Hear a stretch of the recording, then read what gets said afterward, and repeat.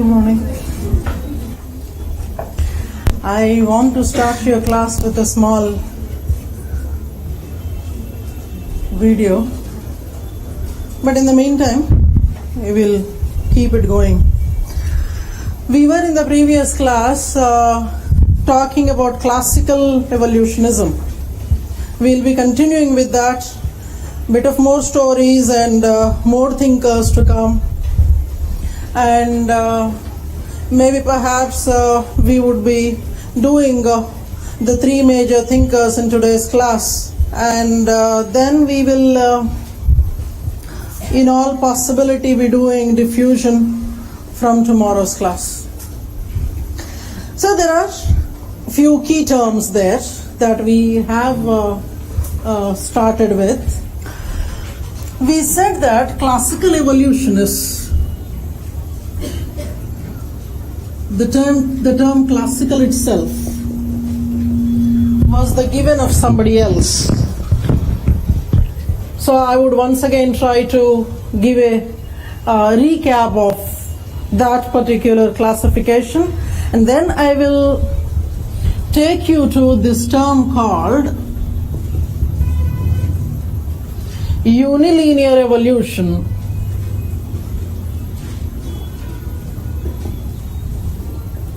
When I say unilinear, there can be the other variants also. We will talk about them. And today's focus will be on Taylor's contributions to anthropology at large. Then we will look at the other two thinkers. Sir, in that class, I had used the name of a thinker by name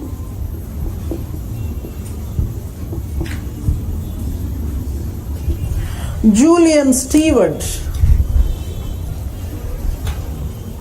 The name of a thinker by name Julian Stewart. Your syllabus actually mentions him in neo-evolutionism. Now, this was the first man who actually categorized, classified the types of evolution. And when you say that there's a classification, of course there's a threefold classification, but I am not looking at the three types. I am only concerned with two words. One is called unilinear evolution, the other is called multilinear evolution. I repeat what I said. Sir, I'm introducing you once again the classification of evolution. By evolution, what we mean is cultures. So we are speaking in the social context here.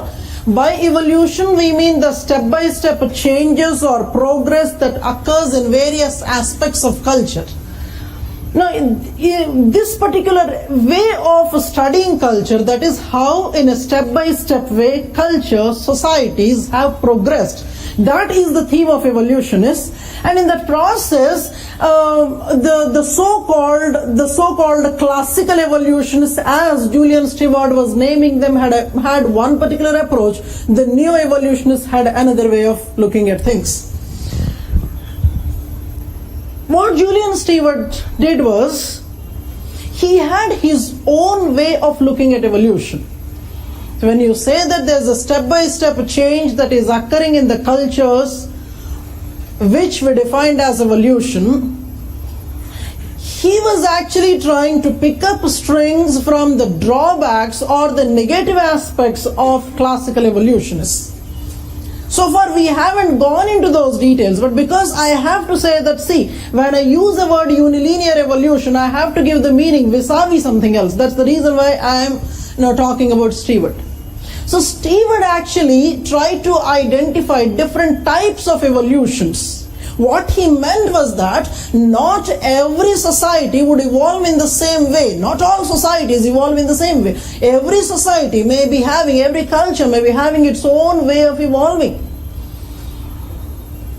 I have used one word, if you could recall, in that class. We spoke of something called psychic unity of mankind. It is at that point I have left you. What they mean by psychic unity is all humans think alike, and hence everybody evolves through the same evolutionary sequences.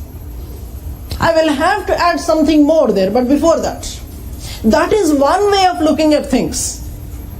Whereas Stewart considers that every society, every culture will have its own way of evolution.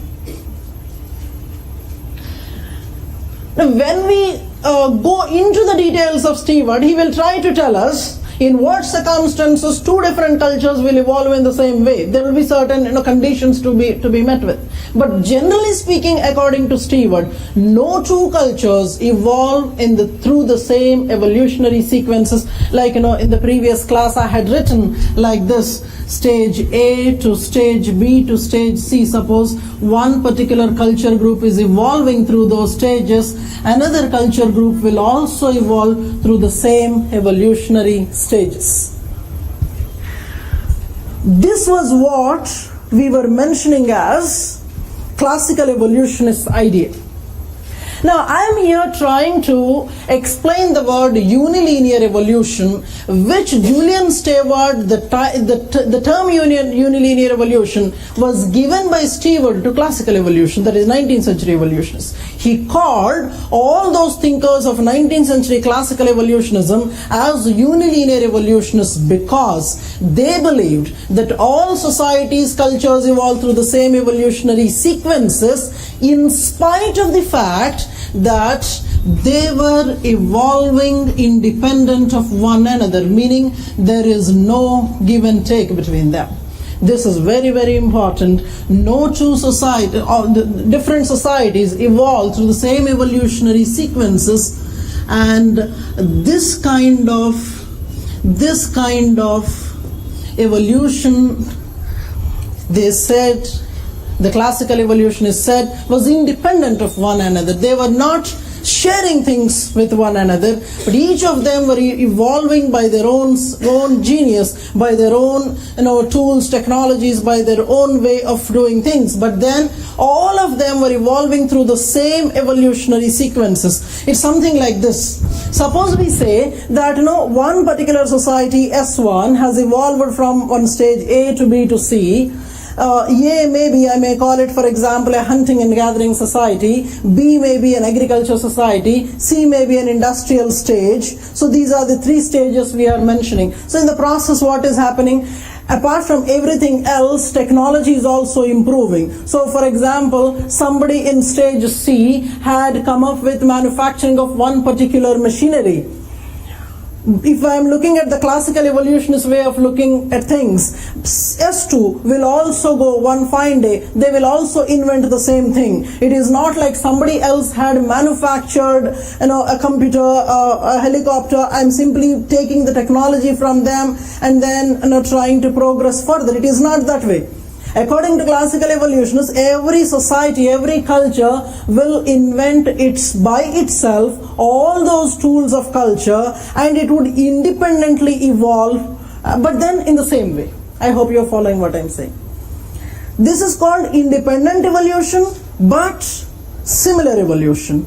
This independent evolution through similar sequences, Julian Stewart calls it unilinear evolution. Unilinear has two things in combination. One is all societies, cultures evolve through the same evolutionary sequences. Secondly, in spite of the fact that they are independent of one another, in spite of being independent, they are evolving in the same way because there is something called psychic unity. All humans think alike.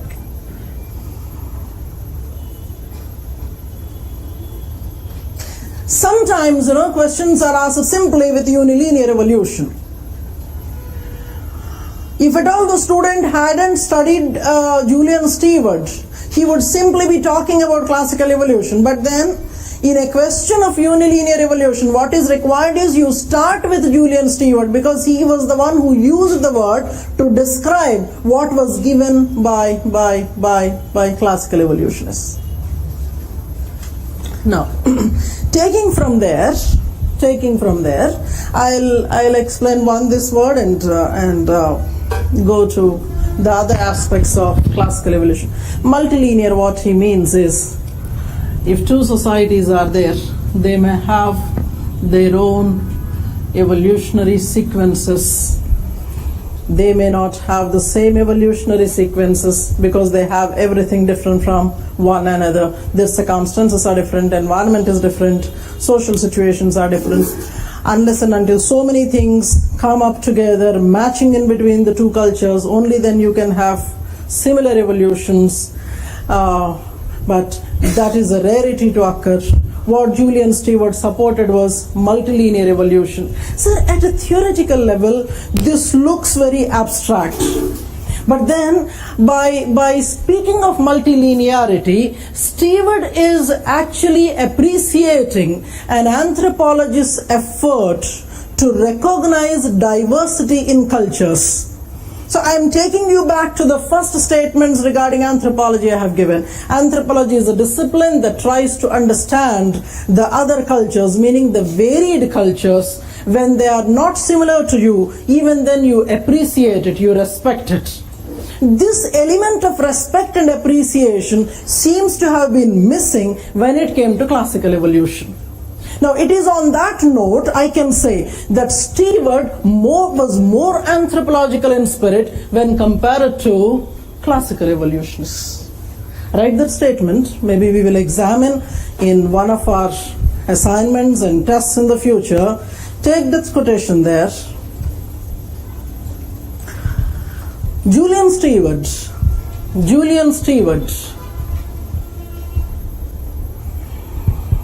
is more anthropological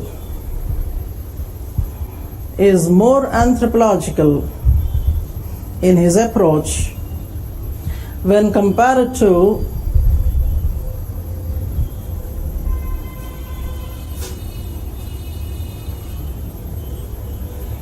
classical evolutionists.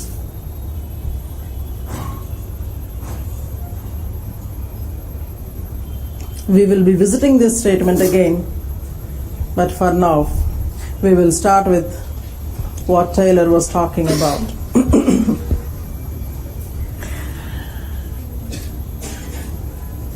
Now, I am substituting those ABCs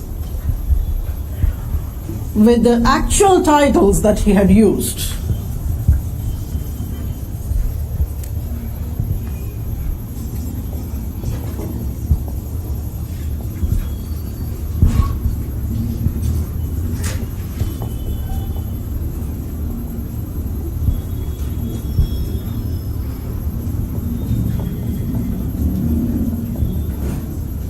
The three stages are those. First stage being called savagery, second one called barbarism, and the third one civilization. If you look at the titles themselves, the titles seem to be very value laden. The titles themselves show that there is some kind of ethnocentrism there. See, when a Britisher is writing, when a European fellow is writing, he says that he is here. The rest of the world is either here or here. But he also says, we also had started here, but we moved on to this place. Now, I am trying to examine this one concept they have given called psychic unity of mankind. The question raised by the critics was, if at all there is something like a psychic unity, why is it that different culture groups are at different levels of evolution? If there was a psychic unity, all of us should have started at the same time, and all of us should have moved from one stage of culture to the other simultaneously. But that did not happen. When it came to the Europeans, they seem to have moved a little faster when compared to some of them, say, Chinese or Indians or somebody like the Brazilians, etc. And then there could be somebody like Australian Aborigines or some remote tribal population in Amazonian jungles. They might be still in the savage stage. See, what happens is when thinkers face questions of this kind, Sometimes what might happen is during the life of the thinker itself, if a question is asked, then he would have an opportunity of answering or modifying his own theory and try to substantiate. And sometimes what might happen is such criticisms may come up much later, maybe after him or after a long time. Then the answer from that particular thinker might not be coming up.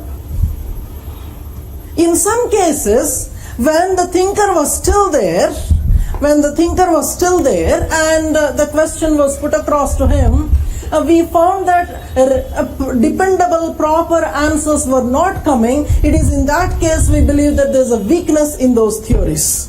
For example, I go back to the same question. If psychic unity of mankind is the reality, then why is it that different culture groups are at different levels of evolution? Now, one random answer given by classical evolutionists was that maybe the ones at the civilizational stage were able to use the knowledge, explore the knowledge much faster than somebody else. I repeat the statement given. The one at the civilizational stage, maybe they could use the knowledge in much faster way than the rest of the people. But then that's not a convincing answer. It seems to be a major gray area in classical evolution that they failed. This is a very important statement, sir. They failed to recognize diversity in cultures. Diversity not simply within themselves. Diversity across the cultures that were existing simultaneously.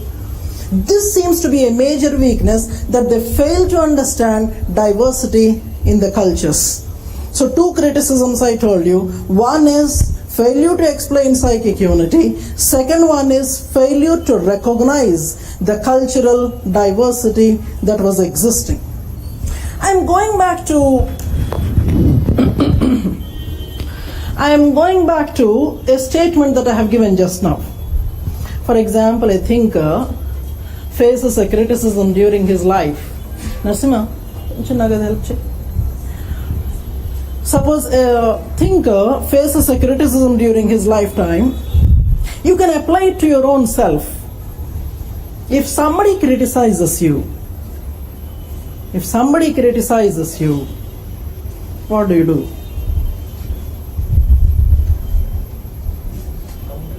That may be genuine, may not be genuine, but then somebody criticizes you, because first and foremost right anybody has, being a human, is to find fault with others.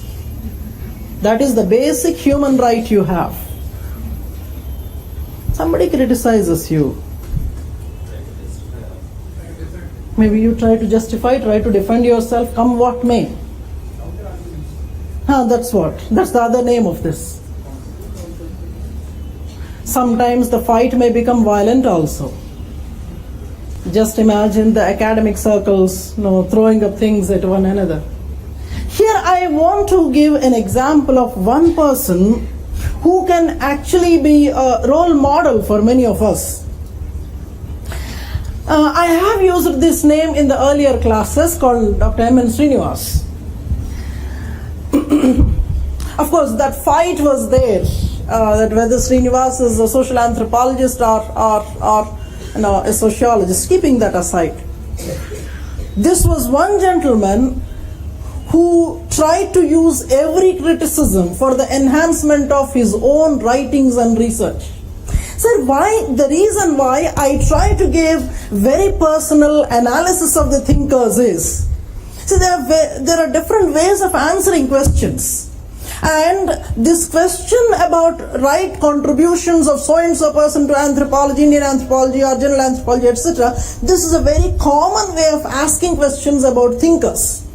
So when such questions are asked, of course we have given a particular format in the previous class, that their academic background, their literary contributions, field works, etc. This is a mechanical way of doing things. I can write side heads for everyone and I can write 2 points. He will very much understand that, okay, you have memorized things very well. There is something that is missing that we call heart, that is missing in the answer.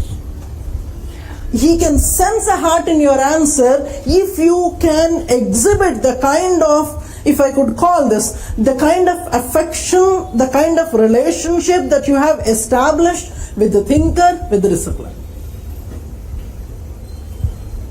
So the kind of personal comments and analysis that I give may enhance your answers. No, wherever necessary you can use them. For example, when I'm talking about Dr. M. N. Srinivas, I said that he was a man who tried to use every opportunity of criticism for the enhancement of his research, his writings and the concepts. As somebody said, sir, I should also tell you this. At many places, we keep comparing the general world thinkers with the Indian thinkers. This is also very much vital, because questions something like, compare one thinker of the world with one thinker of India. For example, you say that there's somebody called Bowers there, or somebody else here in India. There might be a comparison based question, and that should not lead to surprise and shock for the student. So all these discussions that we are making in the class are actually to help you address such a kind of tsunami situations. You should not be driven off by that. Now, I was saying that M. N. Srinivas was a person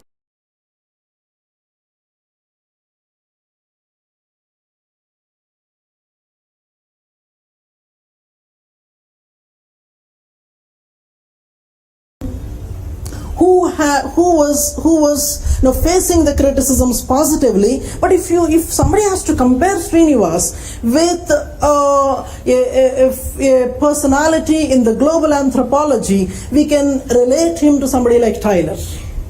As we said in the previous class, Tyler was a thinker who was giving us the entire vocabulary of anthropology. He was trying to define things. He was trying to introduce several new things. And also remember, when you are the first one to introduce new things in a discipline, you will not have that sophistication. See, after a couple of decades, if you are sitting here and analyzing E.B. Tyler, he looks to be rather writing things irrationally, kind of all negative adjectives you can try adding there. But then, when he was somebody who was initiating, by default, mistakes are bound to happen. If at all he was not there, other thinkers will not be there. That's another silver lining. One can compare M. N. Srinivas with E.B. Tyler, where both of them were known to introduce vocabularies, both of them were known to introduce concepts. See, I glorify M. N. Srinivas because primarily he is an Indian. Somewhere your Indianness and your love towards your own thinkers has to come. Secondly, personality-wise also, this seems to be a very strong point in him. Never was he adamant in defending his own ideas. Now, look at chapter 3, paper 1, paper 2. Chapter 3, paper 2. Parallelly, chapter 5, paper 2 as well.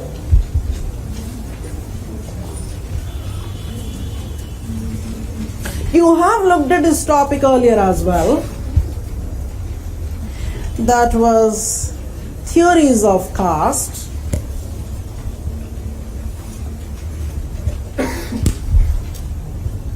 Theories of origin of caste. And in chapter 5 you see the terms such as you go down in chapter 5, you find terms such as Sanskritization. Did you notice? Sanskritization, chapter 5, paper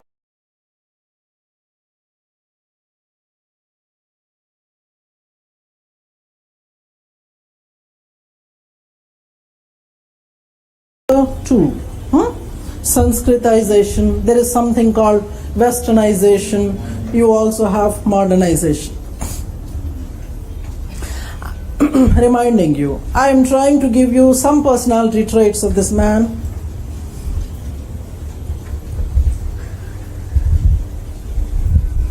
Srinivas was known to give a theory that is very much against evolutionism, that is classical evolutionism. He never supported, that is classical evolutionism. He never supported the classical evolutionist way of writings. Meaning that when classical evolutionists say that each one of us, every culture group is evolving through the same evolutionary sequence in spite of we being independent of one another. And classical evolutionists also were the people who would go to find the origins of every small culture trait.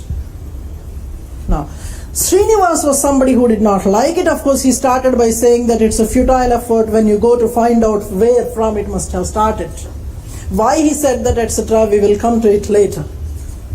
But then I'm sticking to that personality trait of revising his own ideas and trying to give newer concepts.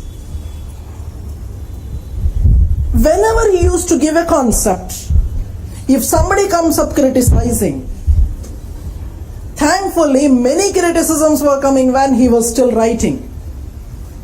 He would take the criticisms positively, apply to his concepts, and from the critical analysis, he would try to give the variants or the new concepts. For example, when he was giving Sanskritization, when people were not totally happy with it, he said, okay, fine, I will give you another concept to explain things. Let it be called Westernization. And Westernization also, people tried to find certain negative aspects. He started talking about modernization. So one after the other, it's like, you try to throw negative words at him. He was using them to make more and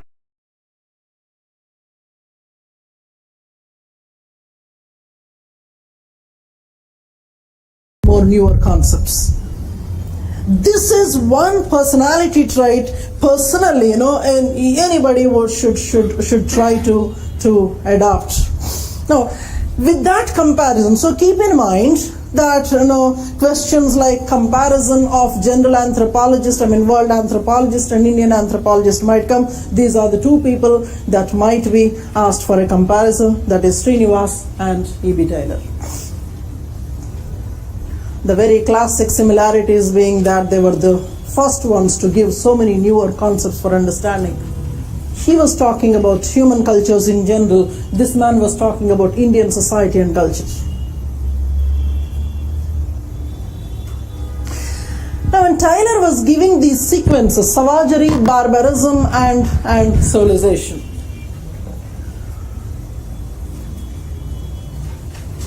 the two words, they look to be abuses.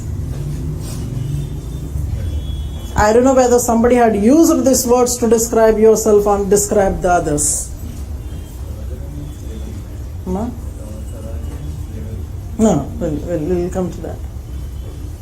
But I remember my father scolding us, uncivilized fellows. At that time we didn't know. But I did not say the whole thing. It was uncivilized brute. That was the actual word that he would use if something goes wrong. But those days we didn't know. We always took it personally. Maybe he's appreciating us. We don't know.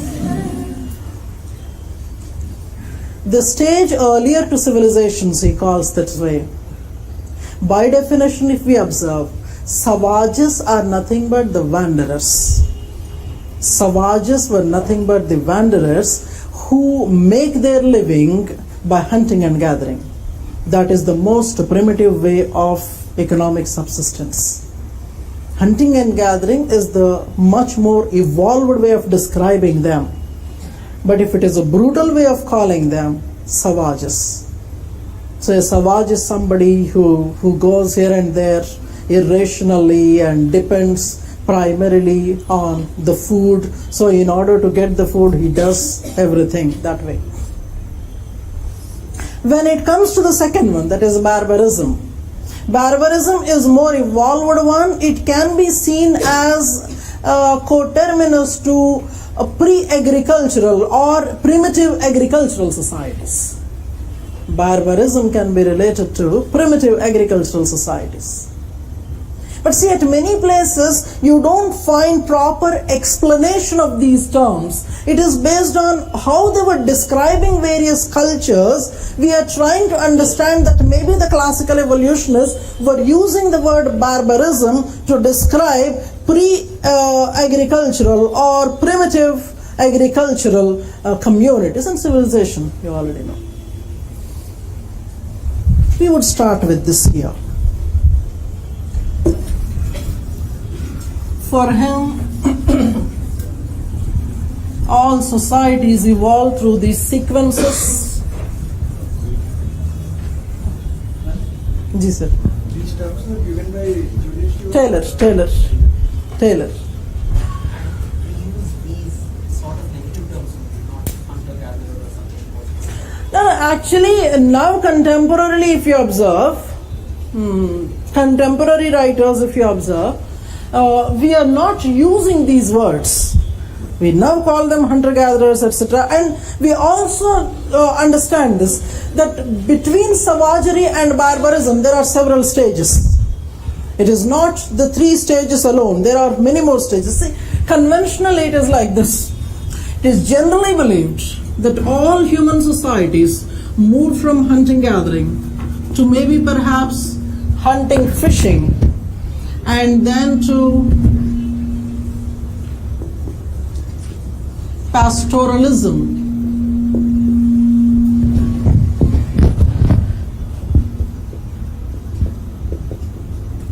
to horticulture or primitive agriculture. Actually, this has to be vertical. Then you have intensive agriculture. Then you have industrial societies. That is how generally it is believed, that all societies started from hunting gathering to hunting fishing to pastoral to horticulture, etc., etc. Out of these are called food collection economies, and they are called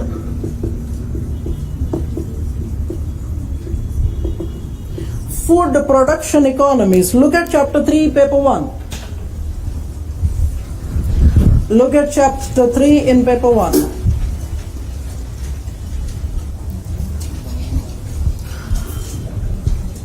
Titled as Economic Anthropology. There you can read types of economic subsistence. Types of economic subsistence. Narsimha. Types of economic subsistence, wherein you find terms such as swedening. Did you notice there? Swedening, primitive agriculture, horticulture. Did you notice the word swedening? Swedening is nothing but shifting agriculture. So you can see the sequence there. He has given from hunting-gathering societies to industrial societies. That is a general sequence. When we go there, we will try to identify what are the general characteristics of all these. But the basic understanding in economic anthropology is that all human societies evolved through these stages. Now, a basic question that might come to anybody's mind is it necessary that everybody was starting from hunting gathering? Maybe somebody was starting from fishing, maybe somebody was starting from pastoralism, most possible. Or maybe that somebody is skipping stages. You might be moving from hunting, fishing directly to maybe horticulture. I would want to link it with something else here. Forget about these societies for some time.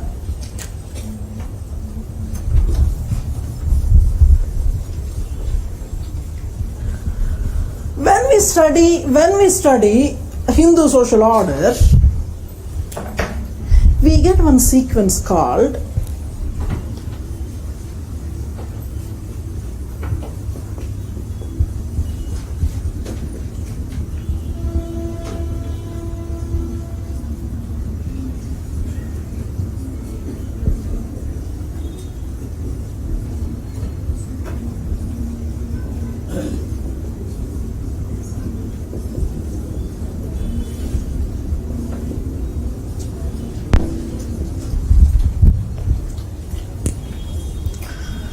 Now forget about the entire globe.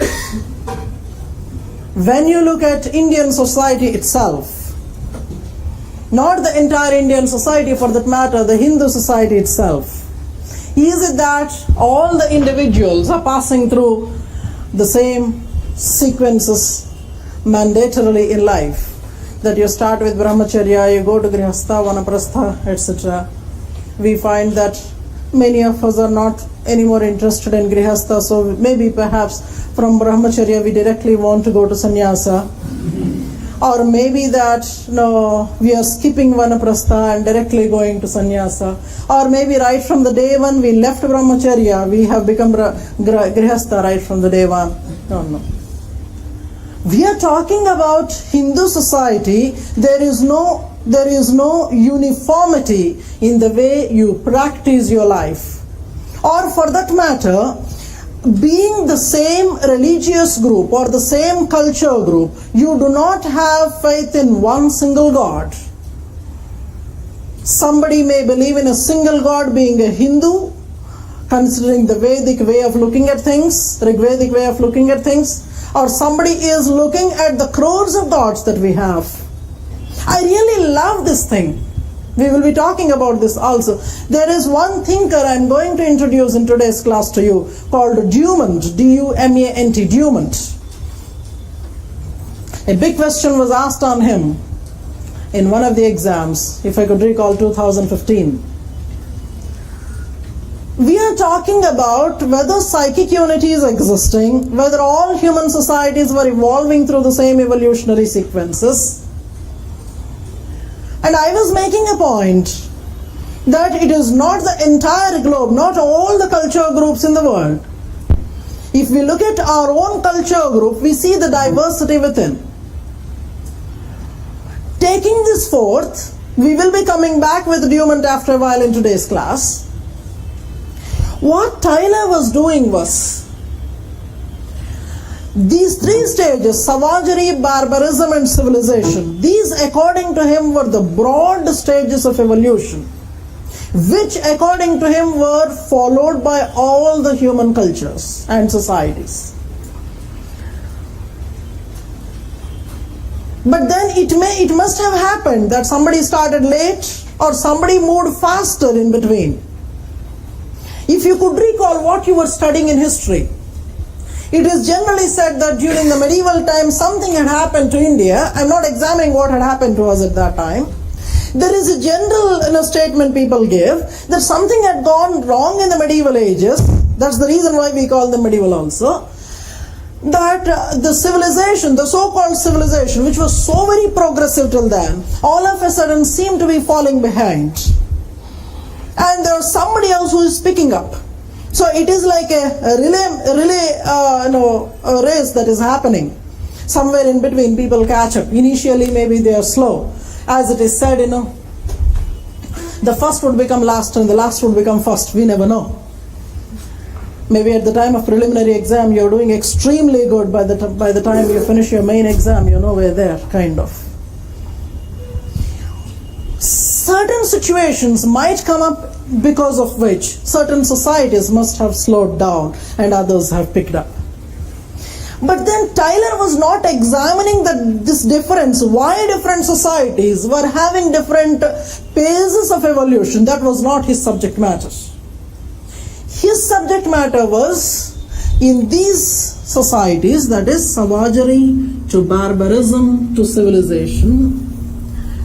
He tried to compare his favorite areas I am taking up. One comparison was religion, the other was marriage systems,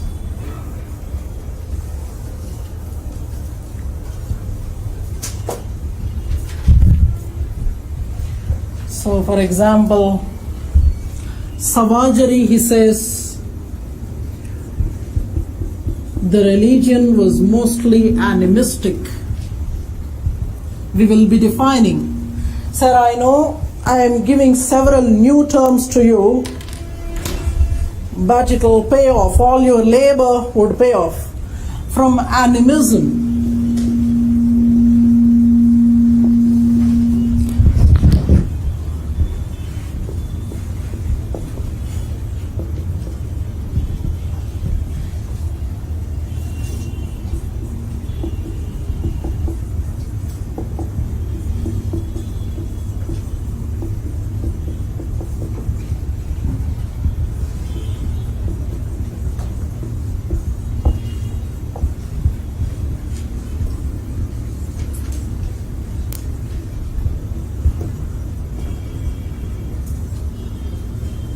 I am picking up these two as examples. There are several other things that he was comparing. These were the two very favorite areas of Taylor. I told you in the other class, classical evolutionists were the people who were trying to study cultures holistically. They were trying to study every small aspect of culture, and they were trying to trace the evolution of every small aspect. But for me and for Taylor, both of us, we love marriage, we love religion. So I thought I would start with that. Because here itself there are so many terms to deal with. Remember, sir, these people are trying to find origins of every culture trait. When you want to find origins of every culture trait, you will have to go back in history. Sometimes you may have literary sources. Sometimes you may not have. After some period, you will not find literary sources. Certain literary sources you may not be able to understand. That's where there is that classification, history and prehistory. History begins once you started living in civilizations. What's a civilization?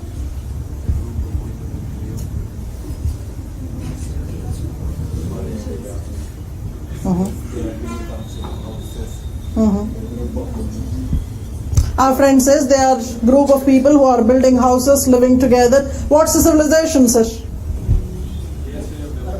Highest? Highest stage नहीं, वो तो बहुत ही आप define किए भी नहीं भी define किए.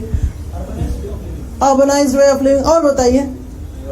Sir last black coat sir वहाँ ही लुत्फ ले रहे हो, इसका भी लुत्फ लीजिए. बताइए. Civilization, script and language. The basic characteristic of civilization is having a script, ability to write. So if somebody is abusing you or describing you as uncivilized, meaning that you are a fellow who doesn't know what is right, what is wrong, you are not in a position to read and write. That is the basic characteristic of civilization. Now when you are moving from savagery to civilization, when you are trying to find evidences in the pre-civilizational times, it becomes difficult to narrate the story. So in history you must have read about these terms, Smriti and Shruti. To some extent maybe you are trying to retrieve information from the memory of the people. Though it is not a written document, maybe by word of mouth from one generation to the other, certain things must have come, and those also become valuable records in history. But suppose there are times where you reach a time where you don't have any sources left out, the populations have vanished, disappeared. I have used one word in the previous class. I said that Culture Personality School had used one way of gathering the data. What is that called? Distant methodology, or distant analysis method. Now they are trying to apply that. Or else you can sit and imagine. That's the best thing you can do.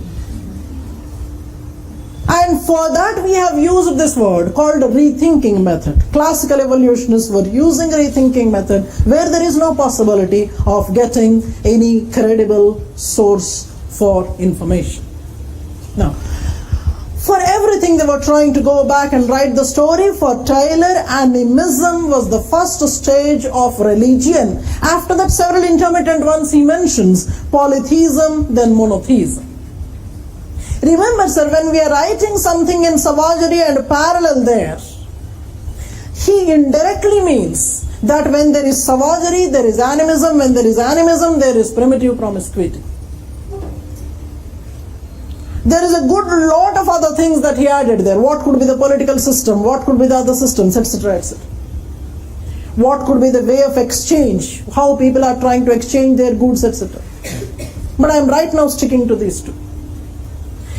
Remember one more statement that I have given here.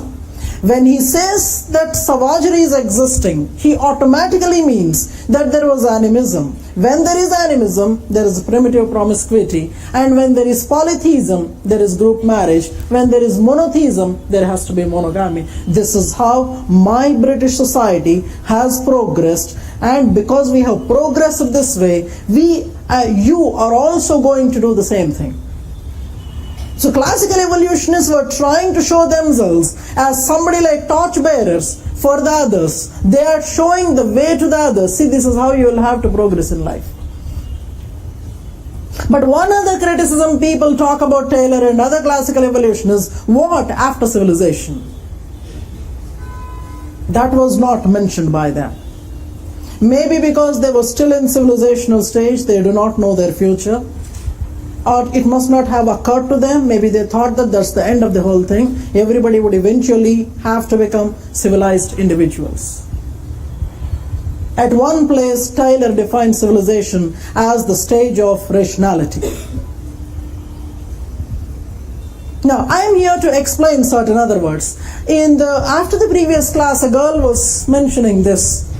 Several terms we are explaining, terms wise it is okay, but the bigger picture I am not getting, you still have to hold on. The bigger picture will slowly emerge. Right now I will have to give those bits and pieces to you. Which one you want me to talk about first? Marriage or religion? Religion. Okay, thank you so much. I know our trust in marriage has vanished now. We don't trust anybody, especially our own partners. Heights of insecurity out there. Animism is a stage where the primitive man, started to believe in souls. It is a stage where there's a belief in souls. Belief in souls is the definition of animism. Anima is soul, ism is belief. Belief in souls. Because we are talking about religion, let us first define religion, then go to animism. Can we venture into this? How do we define religion? Keep talking. Anything that comes to your mind?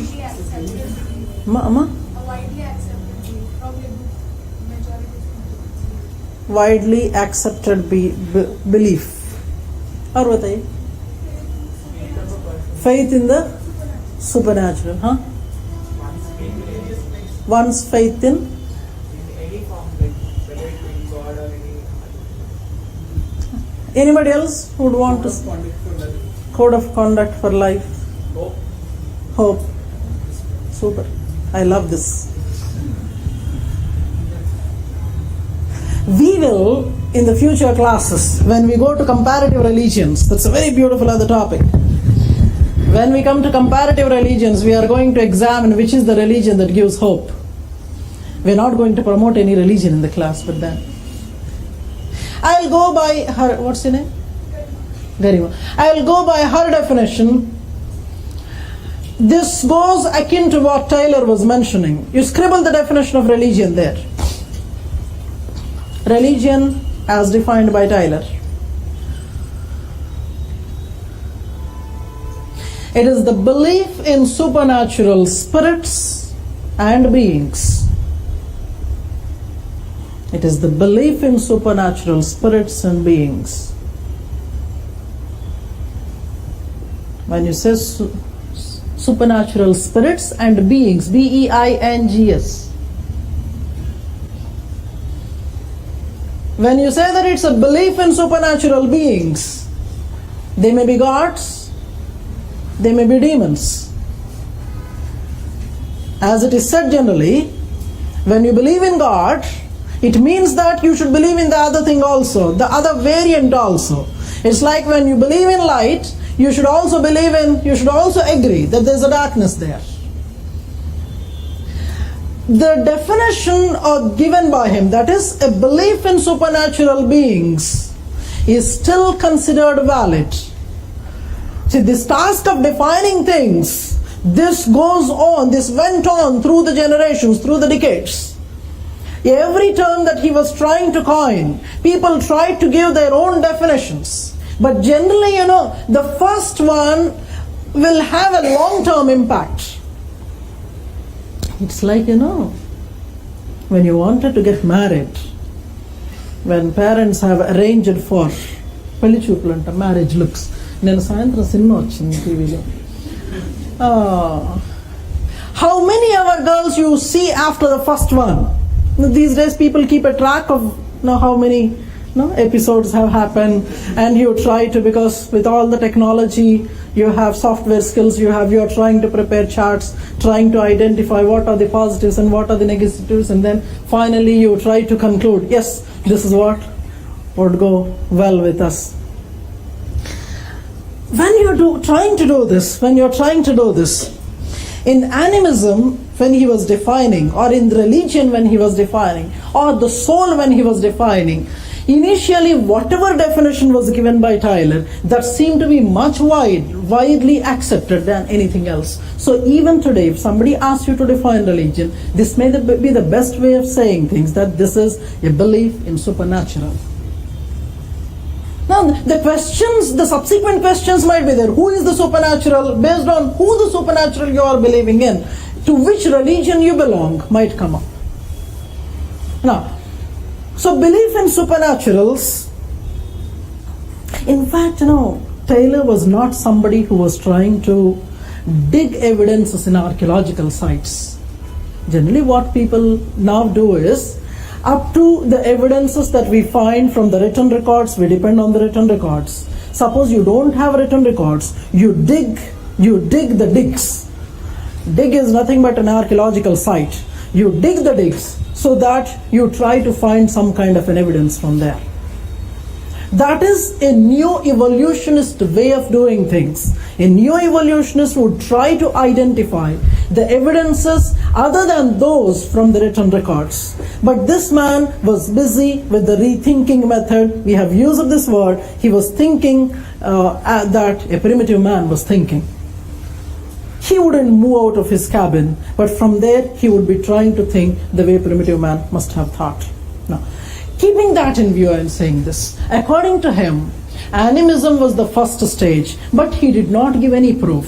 So look at your syllabus, chapter 1.6, paper 1.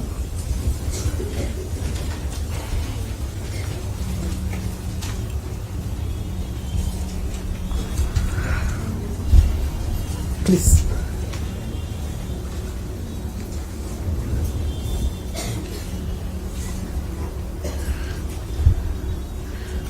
Printing error unదమ్మా ఇందులో. Printing error. You find that in 1.6 there are certain fossil men mentioned, starting from Homo erectus to Neanderthal man, etc., etc. If at all it was an archaeologist who is writing, if at all it is a neo-evolutionist who is writing, he would make it a point that, see, among these pre-human individuals, maybe perhaps one particular pre-human fellow already started believing in supernatural. Sir, be in the class. I know early days of marriage, very, very difficult. Sleepless nights, but can't help it. You'll have to go with that. Sir, if at all it was a neo-evolutionist, he would try to establish that, see, something related to belief system was existing even before a human Homo sapiens had existed. So he would try to gather the fossil evidences there.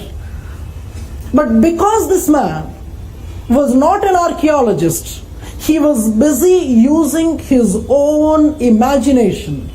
That's the reason why we said classical evolutionists were the best storytellers. They were giving stories though they haven't seen. Many times, even if we have experienced, even if we have seen things, it is difficult to explain. As in certain religions it is said that seeing is believing. In certain religions it is said that blessed are those who believe though they haven't seen. I think classical evolutionists were of that kind. They haven't seen, but they are busy describing things. Animism is a belief in soul. He doesn't stop there. He defines souls. I told you in the last class that we would be talking about soul and we will be defining soul in the class. You write the definition, you'll enjoy the definition. Animism is belief in soul. Soul is a thin, transparent, right? Soul is a thin, transparent film, shadow, or a human image which is extremely powerful. Don't gaze at me. That was the definition given by Taylor. ఏం మాట్లాడుతున్నాం అన్నట్టుగా చూసారు కొద్దిసేపు ఏం మాట్లాడారండి. There's a difference there. Soul is a thin, transparent film or shadow or a human image which is extremely powerful. Now you can compare with the soul or spirits that you have seen in the movies. You can have a comparison with what he has defined. I feel so very happy that movie industry had understood what Taylor was defining as something as a soul. It is thin, transparent, a shadow. I mean, previously it was all females only were shown. These days male souls and spirits are also shown. At one point of time, whenever you speak of souls and spirits, it was all that white sari clad lady who would walk from the digs and from the old dilapidated buildings and then making the same kind of background music kind of a thing. This is soul. I love the last word there, which is extremely powerful. Souls are extremely powerful. They can go with such an extreme speed. You are sitting in the class, but your soul has traveled so long to her. Yeah, somebody already said yes.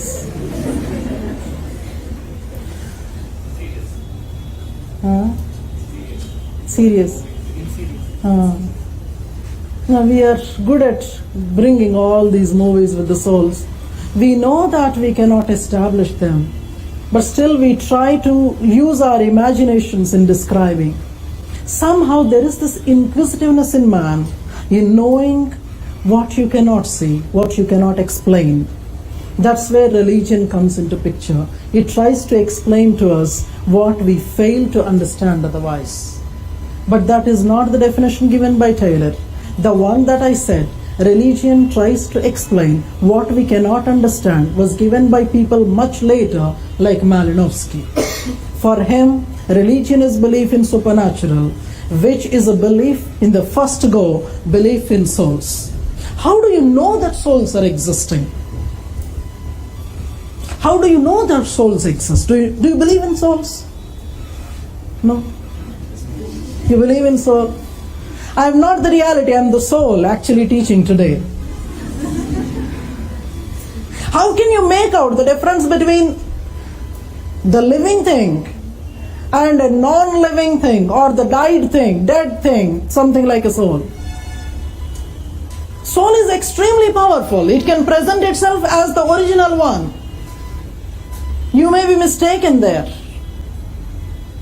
Soul is so extremely powerful. The things that you cannot do, it will do. Now, he narrates certain stories there. He is not thinking. He is thinking that the primitive man is thinking. According to Taylor, religion originated, belief in supernatural originated basically from a confusion primitive man had between sleep and death. Sir, whatever I am saying, these are not the stories I cooked. They are already cooked up stories, written in huge books, admired by big people. Now, the beginnings of religion can be traced back to, remember sir, classical evolutionists are the people who were trying to find origins of every small cultural trait. Religion is actually one of the culture traits. Somebody was asking the other day, two people, they came up to me after the class. One said that, see, religion is so insignificant, why is it that man not leaving it behind? The other person was mentioning that when religion is such a huge one, it is influencing every aspect in culture, why not we define culture as religion? That's where you can see whether psychic unity is operating or not. You are from the same group here studying anthropology, but there are two diverse views. He was thinking that primitive man is thinking. Primitive man had no other thing to do. From time to time he was going hunting, getting his hunt, eating, sitting and thinking. So there was a confusion. What is the difference between death and sleep? I am not asking a medical personnel there. You would get all the technical things there. We are talking about a time when they did not know this, they did not know this, know this. They were only waiting for that man to get up. He slept last evening after having a big loaf of meat from a nearby deer that they had hunt last day. There was an overdose of meat that he had eaten. Maybe because of that, he was not getting up. It has been more than a couple of days he did not get up. So you don't know what to do with that body. I am not narrating, Taylor is narrating. And the type of stories Taylor was narrating, people try to get evidences even from Indian tribal communities. There is one writer by name Majumdar, Dr. D.N. Majumdar. Among several societies that he had studied, there is one he mentioned called Birhor. The one that was described by Taylor, he found similar kind of a belief system among Birhor. First I will narrate what Taylor said, then we will go to Birhor. Primitive man believed that there are two souls. Each one of us have two souls. One is called a body soul, body soul. The other is called a free soul. Don't go by the word free. I'll quickly run through these words. Free soul is the one that can go out and come back. That can go out and come back. For example, when you're sleeping. When you sleep, you see dreams. You have so many dreams. You are not moving, but you are able to see people who lived generations ago. Or maybe who you met your grandfather who is anyway not there anymore. Or maybe you were meeting your old acquaintances whom you have left long time back. You wanted to visit places you are not able to visit. Your soul is visiting them. It is one, because soul is powerful. It can go anywhere. Secondly, this is a free soul that can roam around, and once it comes back, you will get up from sleep. Sometimes we find that our friend is not getting up after so much of time you have spent in waking him up. It is not his fault that he is a gluttonous, a sleeping fellow. It is primarily because the soul did not come back. Once the free soul comes back, you will get up. Many times it happens to us. We actually, are waiting for the alarm to ring, but then you are fast asleep. You miss the alarm, though it was ringing repeatedly. Primarily because it's not your mistake, it is your free soul's mistake. Free soul is the one, even if it goes out, it will come back. You're not dead. Only during the sleeping times it will go and come back. Body soul is the one, once if it goes out, it will not come back and you're gone. You see so many movies, something like Deepam comes out and then that goes and meets the Brahma or whoever God you believe in. Once that goes out, you will not get up. But how will they establish this thing? Birhor have certain ceremonies. They have ceremonies such as Kacha ceremony and Pakka ceremony. Once, initially when you are in a doubt, for 3 days you do the Kacha ceremony. After 3 days you declare him dead and you do a Pakka ceremony and do whatever has to be done. But see, after all, we always have hope till the last second of cremation or or burial, whatever. Till the last second, we have the hope. I don't know how many of us have this practice of going along with the dead body to the graveyard. Do you go? Some people relish this. They do dance and things like that, no?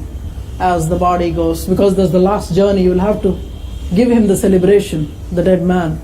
Let him also enjoy the dance that you are into. But then in some of the Hindu groups, we have this practice that after every distance we stop the body and we whisper in the ears of the man. Maybe we are calling him to come back. See, it is time. We are going to bury you or we are going to cremate you. Come back, otherwise you will not have a body. Even if your soul comes, there will not be any use. Such mistakes also happen sometimes. By the time the body comes, there is no soul. Where to go? Now the soul has to get accommodated somewhere. Soul is so very extremely powerful that even after the death of the body, even after the death of the individual, it has the power to enter the other bodies. Kanchana.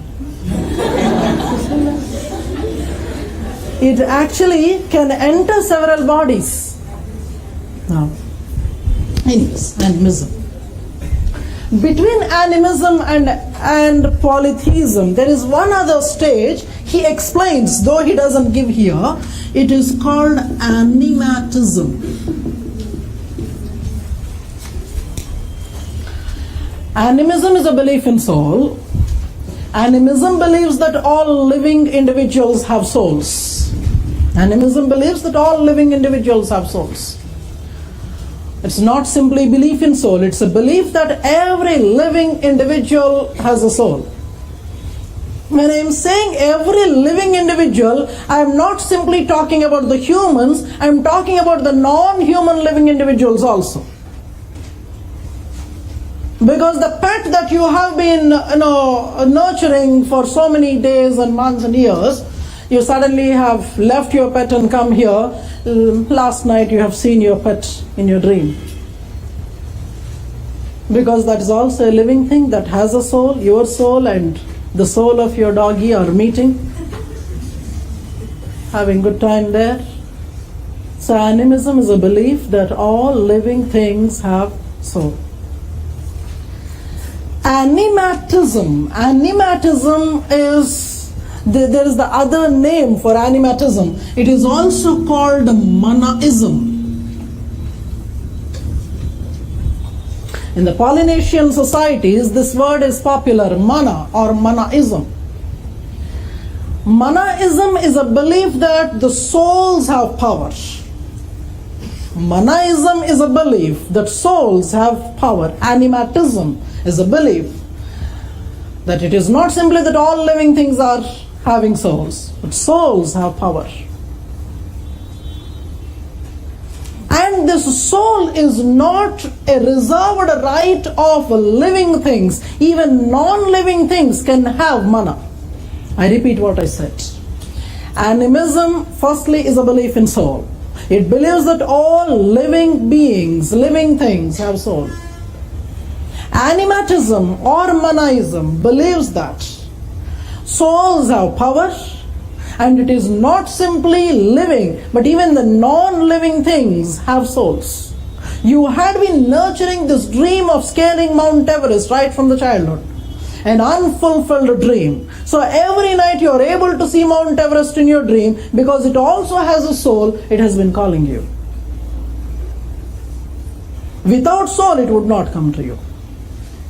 Just because there is a soul, it is able to fly into your dream and talk to you, call you. Okay in the class? Not okay. Even if not okay, can't help it. Once the journey had begun, there's no looking back. Once you are siphoned into these talks, even before you recognize that you are, no, you're already there. I'll tell you about mana a bit. So each of us have soul. And even the non-living things have a soul. Living things have a soul, non-living things have a soul. Manaism believes that there is a difference in the power of the souls that we possess. There is a difference in the power that we possess, meaning certain living things, certain non-living things, whatever souls you have, there is a difference. So first of all, you understand this. In the dreams, you are seeing not simply living things, non-living also, because they also have souls. And don't forget this. When you are meeting different souls in your dream, it is not simply the ones that are living. The dead individual souls are also coming to you. Your ex-wives are also coming. It means that even after the death of the individuals, souls still have the power. They are roaming around here. Don't know how many souls perished in the pursuit of UPSC. They are all roaming around here, cursing me. It is you, fellow. You taught us anthropology. We couldn't make it.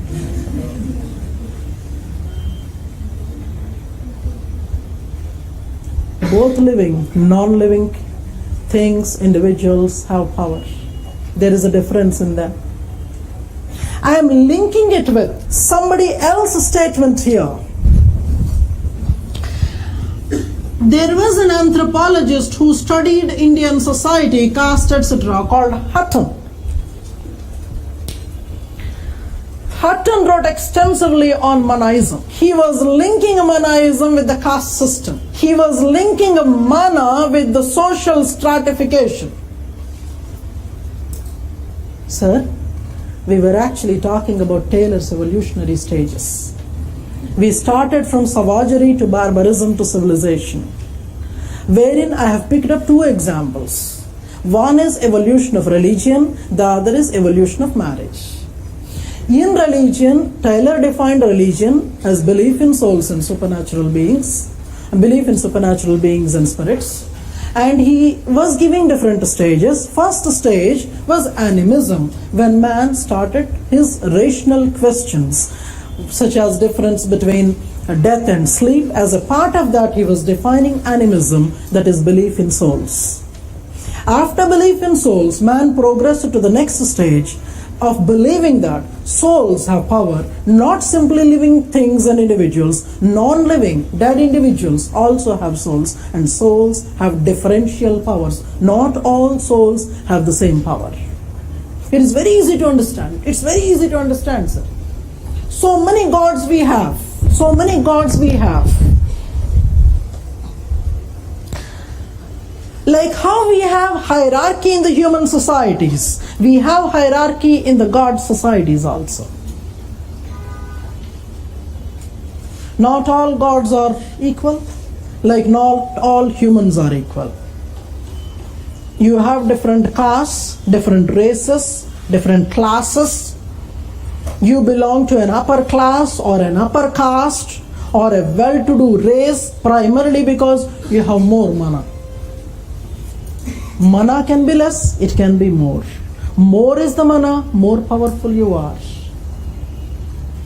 Mana is a power that can be transmitted from individual to individual. Like for example, I have a mana called Anthropology. I have this mana can be radiated, this can be transmitted from myself, my mind, my body to the other fellow. Like I do this, my mana enters her, and then suddenly she gets all that knowledge. Why do you think in our Esther generations we used to touch the feet of our elders? It is not simply to take the blessing, it is also a way of getting the gyan that is there with them. You may say that it's a survival of the past now. You may say that it's a survival which is of no use, but maybe at that point of time, the kind of confidence that you get when you touch the feet of your elders, Or maybe, see, when I say that mana can be transmitted, it can be radiated. When you go to the temple, you go and touch the idol there, the god's idol there, you feel so very energized. It's all because a part of mana is flowing from him into your body. You believe now? When I say all these things, you go home, you rethink, and then you try to apply it to the situations, you'll understand it much better. Why do you think people long for that affectionate touch? It is because there is some mana there. Now you cannot say that touching is not energizing. Even in psychology we study this, touch psychology. Though I'm trying to put it on a lighter side. One of my friends was saying this, who was a practicing psychologist. He was saying this: you want something, you look at it with a lot of love and affection, you touch it with a lot of love and affection, it will be yours eventually. Touch the neighbor's car. वहाँ तक तो ठीक है. I didn't say anything. So mana. Hutton was somebody who had used it to explain Indian society. Bigger is the mana that you have, better will be your social status. So if a Brahmanical community is losing its sheen in the society, it means that they are losing their mana. What was ordained for them, they stopped doing.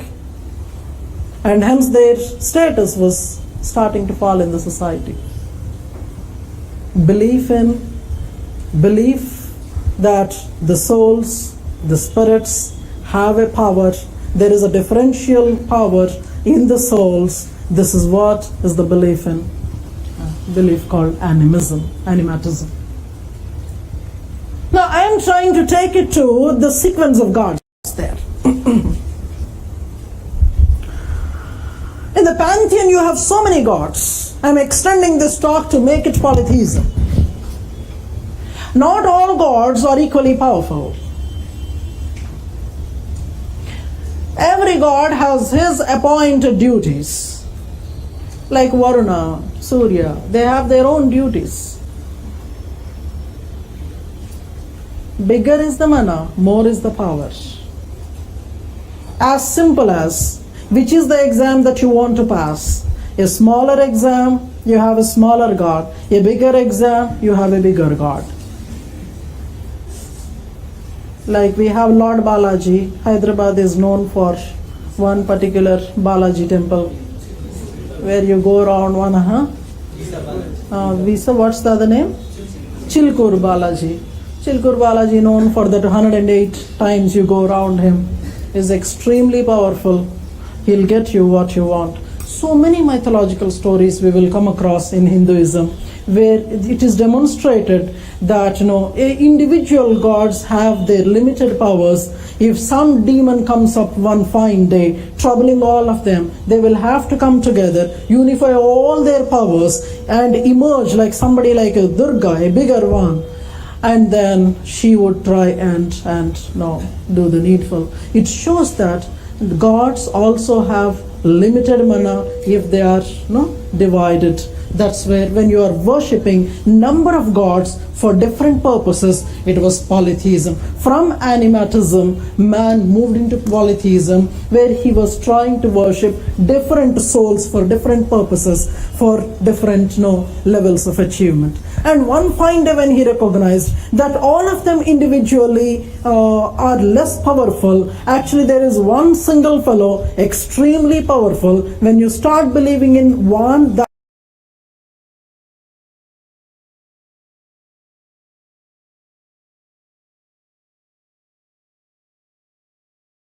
single individual God, then you become monotheistic. So all societies have to move, according to Taylor, from animism to polytheism to monotheism. One big criticism that was leveled against the Taylor's idea was that if at all this is an established stream that we will have to flow in from polytheism to monotheism, we never know when the Hindu society would go. Because day after day, we see that the number of Hindu gods is multiplying. There are occasions when we see new gods coming into the market. And so every god has got his own seasons, her or his own seasons. So when is it that we would be moving and merging with monotheism? That is a big question. And of course, in marriage also he was giving the sequences. The primitive man was promiscuous. There was no restriction on the sexual contact. But after that, some kind of restriction started to come up in maybe group marriage, in the polygamous marriages. So we had seen in that previous class that in polygamy,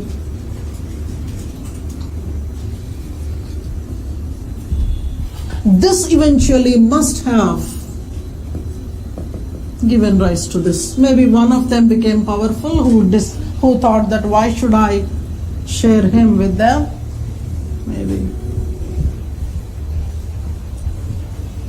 It doesn't happen so suddenly, but then. It may be the other way around also. No?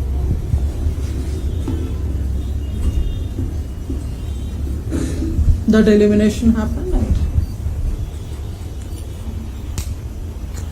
And it need not be that, but situations must have emerged that, people started to think that maybe we would have exclusively reserved rights over one single individual, and there started to be restrictions. This must have moved from multiple partners to monogamy. But one other criticism that has been raised was that, is it necessary that when you have polytheism you have polygamy, or when you have monotheism you have monogamy? One popular example that is given here, in the Islamic society, there is a belief in monotheism, but there is no monogamy there. There is an acceptance of polygamy. Or for that matter, in Hinduism, we have polytheism, but we support monogamy. I think we discussed about this in our previous class. Maybe polygamy is the right, the privilege of the gods alone. God, when he has to demonstrate that he is supreme, he has to reserve certain privileges and rights to himself. Maybe he was holding, gods in Hinduism were reserving that right of being polygamous. You lesser mortals, you be happy with a single partner. We have demonstrated this in the chiefdoms also. You remember Sembagan society. In Sembaga we have seen that the chief, the big fellow there, has more than one wives. So sensibly, rationally understanding, it is very difficult to meet the needs of one lady. When you have huge number of them, only God alone can do that. So gods had reserved that right with them. There was one very beautiful small thing that I wanted to share. This is especially for the non-Telugus. Two things I am going to show to you now. One is a very small video that demonstrates the practice of covet, which we were discussing in the previous class. And then we will also enjoy one song. You will enjoy the song here. Back home, you take the lyrics of that song. If you write down the lyrics of that song, that will give an answer to a question.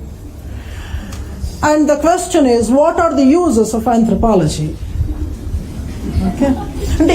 And you may be wondering that, do we have to see such songs also?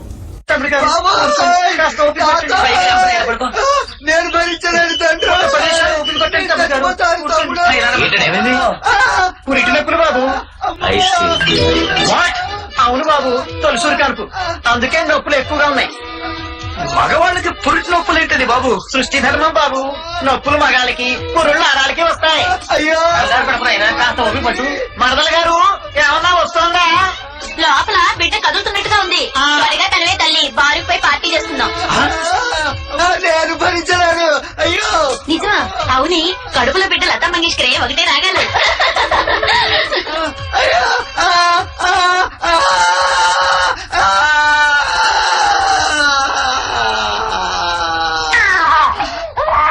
ఆడబిడ్డ మగబిడ్డ? ఆడబిడ్డ. అదృష్టవంతుడి. I really love the last shout. I wish man has the pain. Sir, the non-Telugus liberally take the help of the Telugu neighbor so that they can do the translation for you. This is a very small one, 2 minutes or so.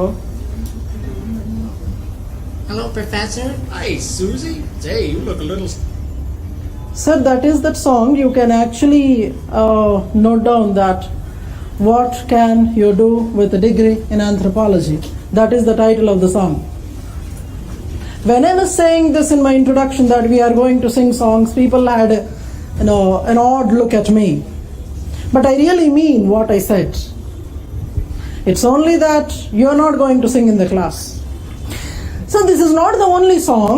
There are going to be good number of songs that you are going to listen in the class. Especially when we come to several tribal problems. Certain tribal regions, when they are coming up with revolts and movements, the one fashionable way of motivating people has been the songs. So at the end of the course, you will have good number of about 10 songs which you can have in your headphones and you can enjoy them. Hello, Professor. Hi, Susie. Hey, you look a little sad. Yeah, I just got off the phone with my parents. I have a question for you. Well, what is it? Well, what can I do with a degree in anthropology? My mother says that I should do accounting or psychology. My father says that I should be a pre-med in biology. What can I do with a degree in anthropology? Well, Susie, I'm glad you asked. Anthropology is a liberal arts degree. It teaches you to read and to think critically. It teaches you to write and to argue cogently. If you want to learn to read and write and think, try anthropology. What can you do with a degree in anthropology? Your mother thinks that anthro is the same as sociology. Your father worries you'll achieve the height of mediocrity. But you can find success with a degree in anthropology. Are there any jobs? Of course! Anthropology offers opportunity. You can be a doctor or a corporate attorney. You can work for justice and for world equality. Doctors, lawyers, socialists all learn from anthropology. What can you do with a degree in anthropology? Your boyfriend likes the naked lady paintings in art history. Your roommate thinks that econ is the path to great prosperity. But I'd be better off with a degree in anthropology. You know, I never really thought about it, but you're right. I want to do my degree in anthropology. I don't want to focus on accounting or psychology. No one said I have to be a pre-med in biology. Do what I want to. That's anthropology. I do what excites me. That's anthropology. I do what's important. Anthropology! Thanks, Professor. Oh, you're welcome, Susie. This is that man, Franz Boas, who was posing for a photograph to be placed in a museum. And we will go back to see some more pictures there in the same movie, in the same song. This one is Malinowski, not those fellows, the one who is wearing clothes. It looks very odd. Everybody else is not wearing. He is the only fellow who is wearing clothes.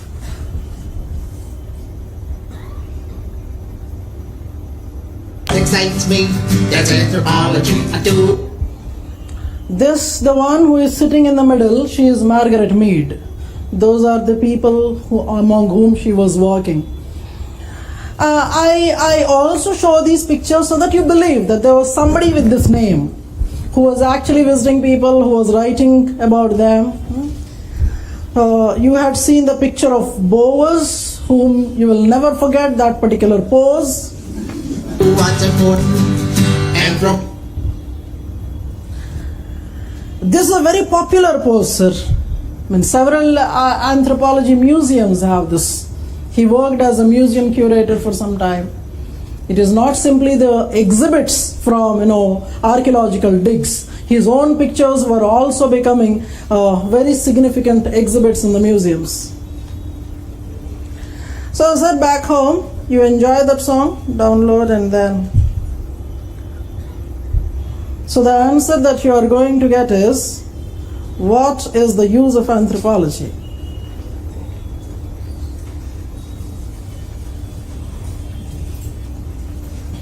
Note down that video to be done back home. I'm trying to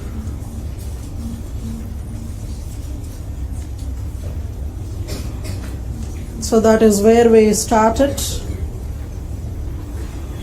a little while ago.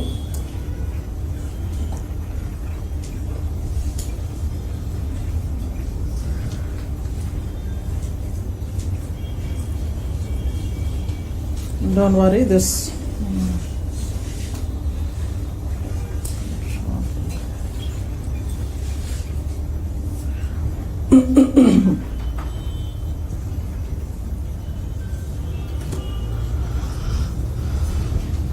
of course it has to be moved a little while, that's it.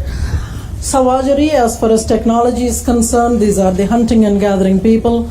Barbarism is the name given for primitive agriculture or pre-civilizational stage. Civilization is broadly defined by him as writing, and those are the three broad other stages he was mentioning.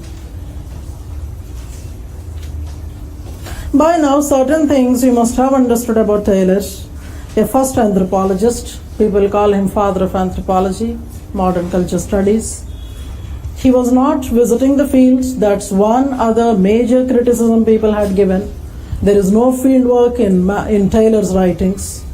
He was imagining, he was using a rethinking method and writing things, but he was very good at defining concepts and giving newer concepts. One other problem that people found was that what is the guarantee that we pass through all the three stages, all the stages that are given there? And what is it after civilization? There was no answer. Why is it that different cultures are at different stages of evolution? There is no answer. And is there a guarantee that there are parallels between writing, monotheism, monogamy, or agriculture, polytheism and polygamy, etc.? There is no guarantee for that also. Nevertheless, I want you to look at the small list of books that he has written. You're not memorizing the list, sir. The years we mentioned so that you understand at what point of time in history they were writing. And sometimes the titles also give us the variety on which they were writing. So the picture that you had seen in one of your classes about the book that he had written, Primitive Culture, you can see there, 1871. The very first book that I have mentioned there is named Mexico and Mexican, Ancient and Modern. It is here that he was using a comparative method. In Mexico, Mexican, Ancient, Modern, he was using a comparative method. Though he was writing about Mexico, he was not visiting Mexico. Now you understand that you can write even if you have not seen places. You can write answers in the exam even if you haven't read the textbooks.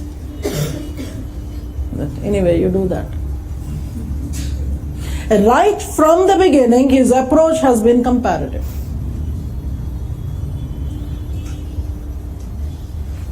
His style was ethnological. You know the meaning of ethnology. His approach was historical, where he was trying to identify the stages there. By the time he came to Primitive Culture was a book where most of the concepts of Tyler were described. Most of the definitions given by him were given there. So if somebody is interested in Taylor, even if they are not reading any other book, if one is looking at Primitive Culture, most of his concepts would be available there. But look at the last one. That is not the entire book, it is actually the title of the paper.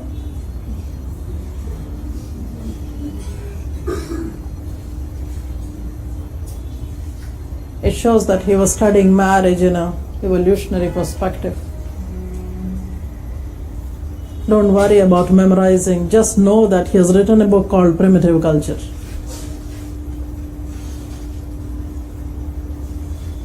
As you go forth in the discipline, you are going to see another book called Ancient Culture, Ancient Society.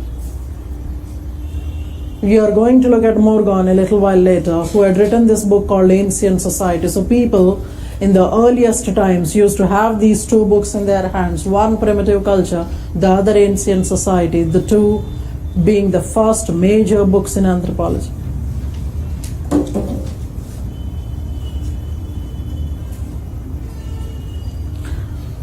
So even before I go to talk about Fraser or Morgan, I would want to bring some of the other major criticisms that were leveled against Taylor. One was his comparative method. I told you in the previous class, Bowers was an ardent critic of comparative method as was used by classical evolutionists in Taylor. Because the way they compared was totally ethnocentric. That is the reason why I said Bowers was writing an essay, a critique of comparative method. In the essay, A Critique of Comparative Method, he was totally targeting the classical evolutionists. Bowers was a person who wouldn't compare. He says that every culture has its uniqueness. In order to understand culture, in order to understand any society, any individual, you will have to look at them in their own right. Sir, I am giving so many comparative things here. Tyler was a supporter of comparative approach. Bowers wouldn't like comparison. Tyler was using historical approach. Bowers was also using historical approach. Tyler would end up comparing everything. Bowers says don't compare. If you are comparing, you are definitely going to show your prejudice somewhere. You can think back home when maybe you are living with some strangers now, maybe as room partners, flat partners, you are living with somebody who is from a totally different cultural background. You might be having problems at every step. You take bath 3 times a day, he wouldn't take bath once in a month also. You are a thorough, complete non-vegetarian. He's a thorough vegetarian. You wouldn't use a hand to eat, he would use the entire body to eat. And the kind of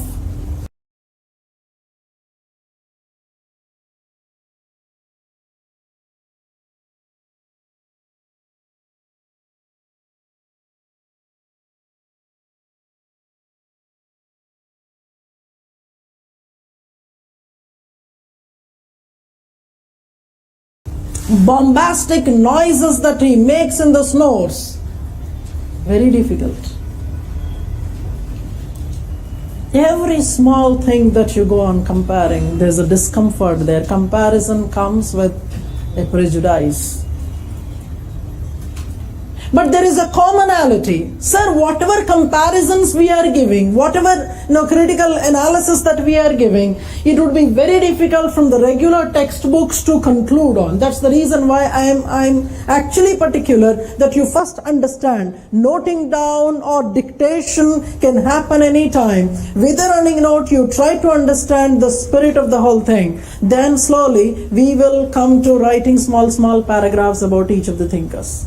If you have to compare classical evolutionism and Franz Boas, both of them used historical approaches. Both of them believed in studying the past. Why is past necessary to study? Why is past necessary? Is it necessary to study history? You have history, no? Not simply Indian, but world history also. No? Some mistakes you must have done. Don't want to repeat the mistakes. Whether history repeats itself or not, we are going to see later. To understand the origins and interrelate with the present. To understand the origins, why, where, how things must have originated, how they must have changed, what were the things you are doing to cope up with the situations, what mistakes you must have done. This marriage I did this mistake, next marriage I should not do. You are actually trying to learn from the past. History is very much important. Some people must have said to her, said to him, history is not really important. Your past is not necessary for me. Your present is what is necessary. Don't ever say that. You'll regret. When they start to narrate their past, listen to them. Don't be in a hurry. Listen to them when they have to share their past. Because there's so much insightfulness that you'll get from the past. I said so much. I told you in my earlier class that I'm going to teach you life skills. This is one of the skills there. Don't stop them when they are going to narrate their past. History is very much important. For classical evolutionists, history is the sole important thing because they have to go to the origins. Understand this closely. For Boas, history is important for a different reason. Boas did not believe in going to the origins of the things. He understood very clearly that in most of the circumstances, you will not be able to find the origins of social institutions and practices. Because many of them must have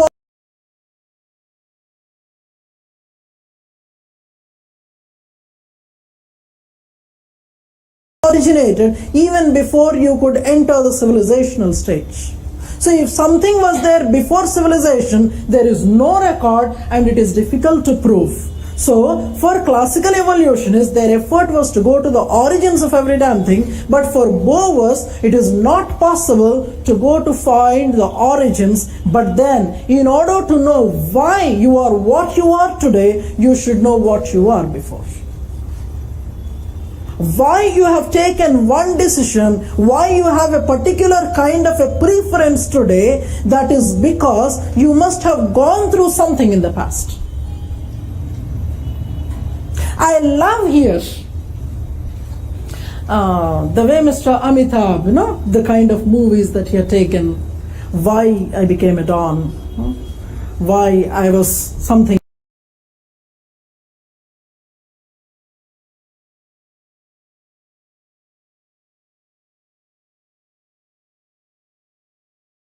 like this. The same story, but then the problem, the social problem is different. Father died, mother sick, sister hungry.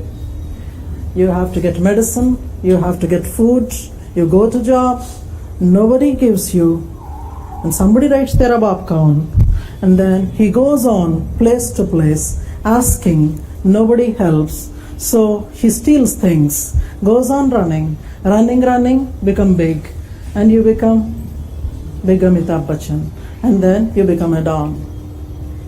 It shows very clearly that what you are today has certain thing in the past. So why of a culture has an answer in the past. That is important for Franz Boas in order to know the present. But of course, there are people after Bowers like Malinowski, for them history is not important. Where things must have originated, how they must have changed, it is not important. What they are doing today is what is important. Now, I am taking you to one particular concept Taylor was giving, that is survivals of the past or cultural survivals. We have defined cultural survivals earlier. We said that these are those cultural aspects that were useful earlier, not significant now, no more useful now, but still they are continuing. So unessential things, when they are continuing, it shows that evolution has occurred. That's where they were trying to give so many examples there. But for Malinowski, there is, history is not important, present is important. If anything is currently useful, it will continue to exist. Past is not important.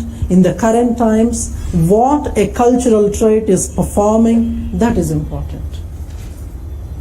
But then we are going to see, when we read his theories, how he was trying to compare functions at different time periods. What religion was doing earlier, what religion is doing now. That kind of comparison he will do. But technically, as a basic theme, he says, history is not important unless and until you are studying something from a utility perspective or a functional perspective. If you are studying the history from a functional perspective, very fine. But otherwise, history is not necessary. Past is not necessary. You study cultures in the present times. Did you understand what I said? So we are trying to take these concepts of classical evolution, trying to see what various major thinkers were talking about. So concept of survivals, as was explained by Taylor, was not agreed by Malinowski, because for him, everything will continue to exist if it will have a function. If it has no function, it will cease to exist. But at the end of the day, one major problem we find in all the classical evolutionists, including Taylor, is they believed that all cultures were evolving by themselves, independent of one another. It's as if all the cultures were in the watertight compartments, evolving by themselves, inventing by themselves.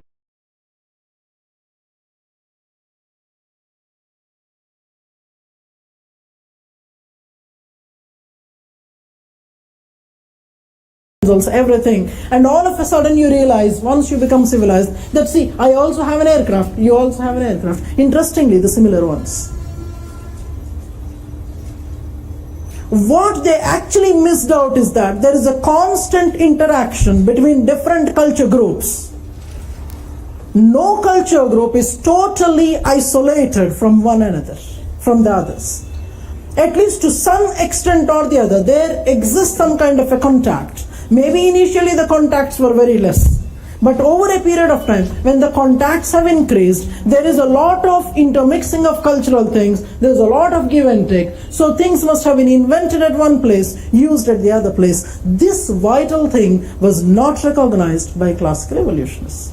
Did I communicate? It is from this criticism the next school originated, which is called diffusionism. Giving a recap in 3 sentences. One, I started with Julian Stewart. He gave categories of evolution. He said there is something like multilinear evolution, unilinear evolution. These are the unilinear fellows. They believed that cultures were growing, were evolving in watertight compartments all by themselves. They were not having links with the others. So the unilinear evolution was comparative, and they were studying historically. For everything, we were trying to give examples like religion and marriage, where step-by-step evolution was studied by Taylor. And we were also talking about Bowers, etc. So this is a very interesting definition. You take it down for now. We will come back on this later. This was a definition given by Taylor. What is culture? So one vital question we covered in the previous classes, meaning of anthropology, study of cultures. Now that can be like If at all a question, what is culture, is asked, I'll dictate, you make a note. Culture is a complex whole. Culture is a complex whole. W-H-O-L-E, don't write H-O-L-E. It's a complex whole which includes knowledge, beliefs, arts, morals, law, custom, and any other capabilities and habits acquired by man as a member of a society. Acquired by man as a member of a society. Sir, underline the word acquired.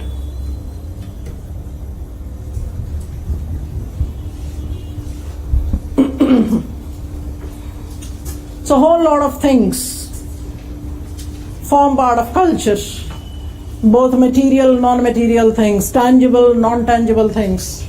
Everything forms part of your culture. Culture is something that you acquire as a member of a society. So you say that I belong to Indian culture, it means that I have acquired certain things as a member of the Indian society. Or you say that I have Hindu culture, it means that you have acquired them as a member of that society.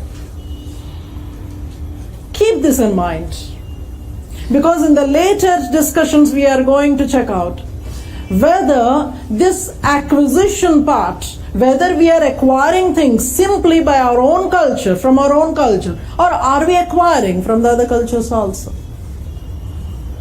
Primarily you are acquiring from your own culture group. Primarily you are acquiring from your own culture group. But we also understand that we acquire things from the other culture groups also. It is here I want to explain two terms to you today.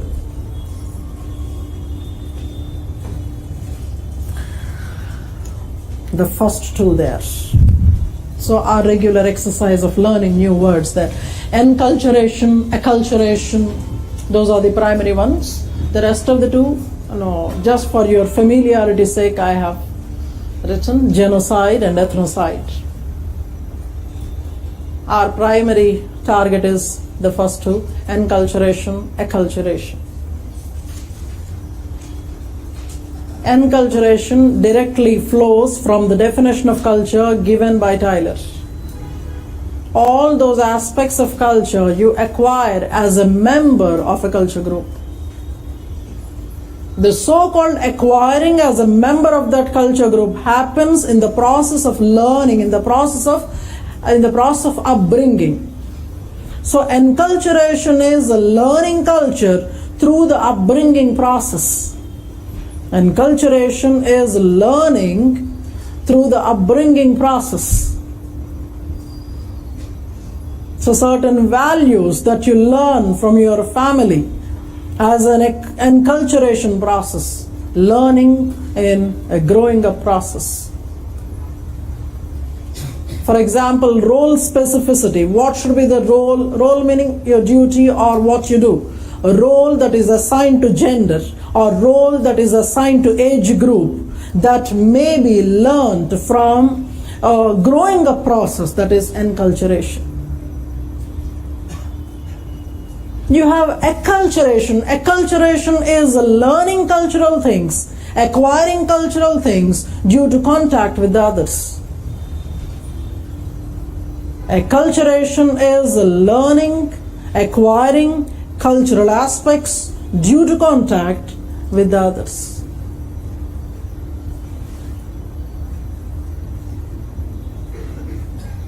So at one point of time, there was more of enculturation, less of acculturation, but then in the so-called the contemporary modern times, we have more of acculturation, less of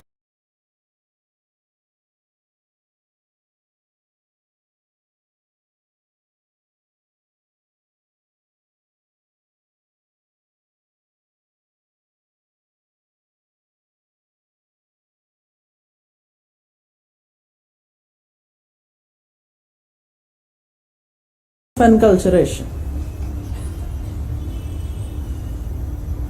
The two terms are clear to you. The first one was actually totally supported by classical evolution.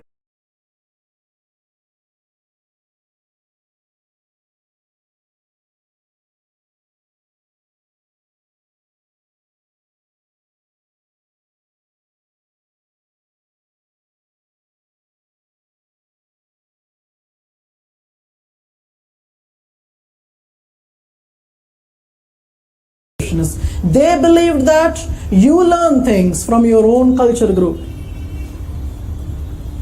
There was hardly a recognition of acculturation in the classical evolutionistic writings.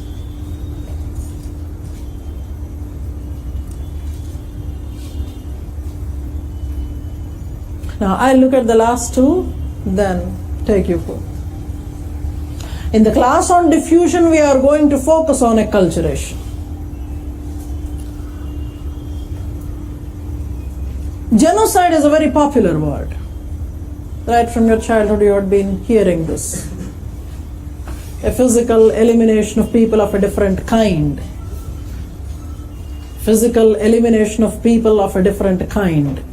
That may be a race, that may be a caste, that may be something else. A physical elimination of people of a different kind, a different type.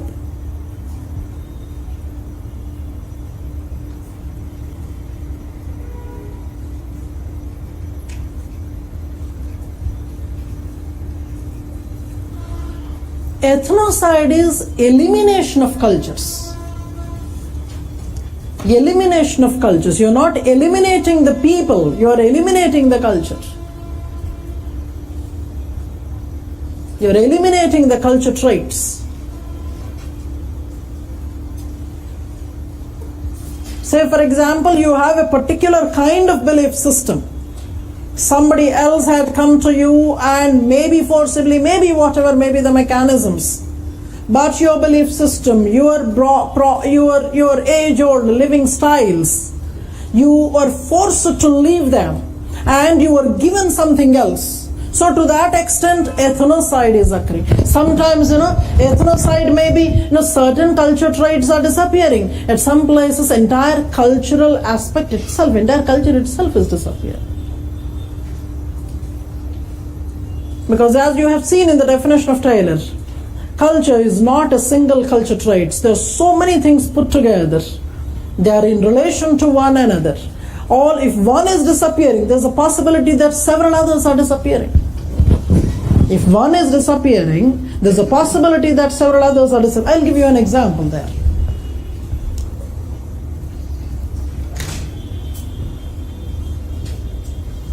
We are talking about ethnocide, cultural practices, the disappearing cultural practices.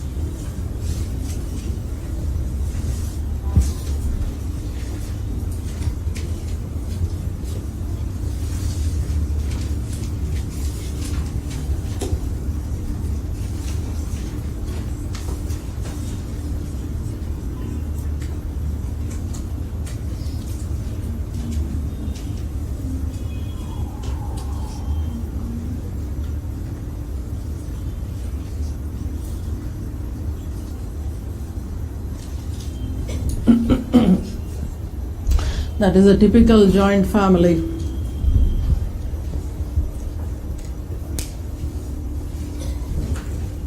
I have to use these examples.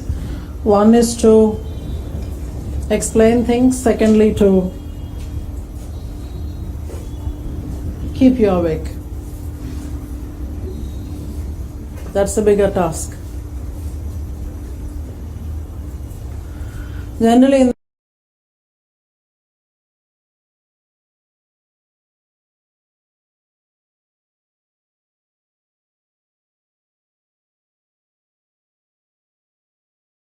the exam, when they give you a question related to joint family, by default it is Hindu joint family. Whether it is in paper 1 or paper 2, reasons we'll explain later. When I say joint family, the picture that must come to your mind is, it is something related to patrilocality. You understand patrilocality, you know? Patrilocality. Something related to patriarchy. Eldest male member dominating or deciding rather. Patrilineal, lineage flows from a paternal line. I am trying to give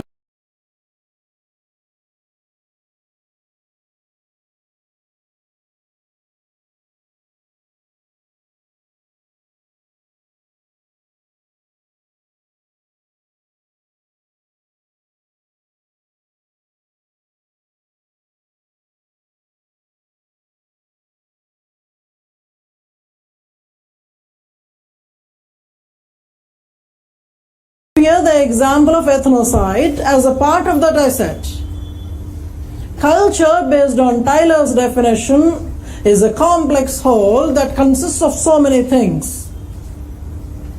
Sometimes what happens is, if one cultural trait gets altered or disappears, it results in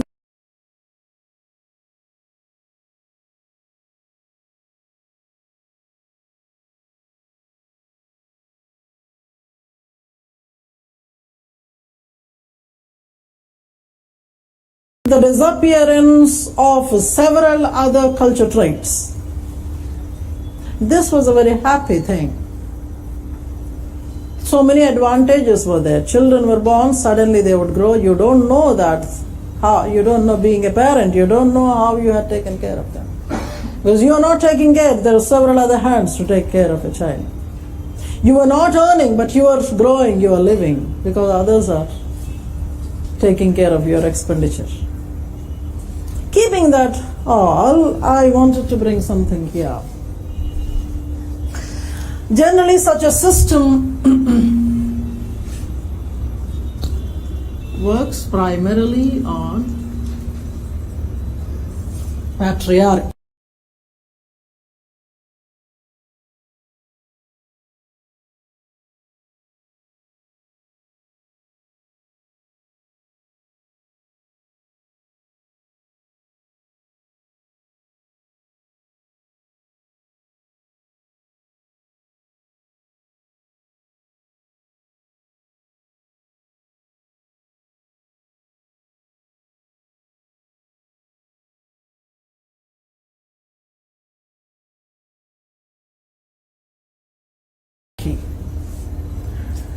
Within patriarchy also, the variant is called primogeniture. The variant is called primogeniture. Primogeniture meaning the eldest member decides. When I say patriarchy along with the primogeniture, meaning the eldest male member, so long as he is alive, he, otherwise this man. The eldest male member decides, that is primogeniture. There are certain other communities, there are certain other tribal groups which we are going to come across later. They have a variant called ultimogeniture. They have another variant called ultimogeniture, meaning the youngest fellow deciding. It may be a male or female. When youngest fellow decides, that is ultimogeniture. In traditional Hindu joint family, it is patriarchy with the eldest male member deciding.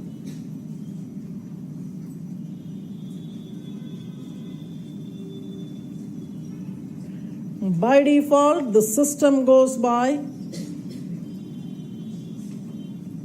the lowly status of a female.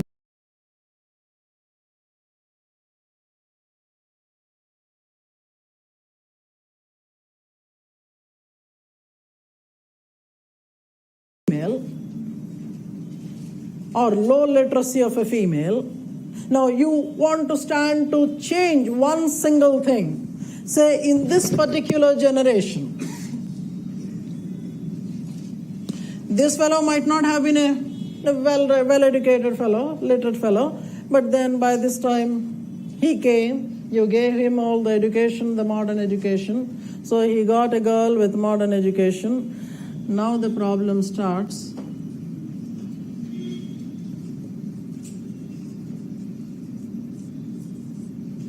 There's a big break there. There's a big break there.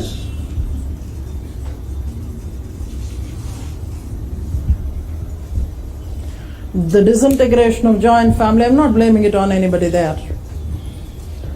But generally, there's eventually that. So one simple thing that you introduced was the literacy element there. Don't get me wrong, the female literacy or whatsoever.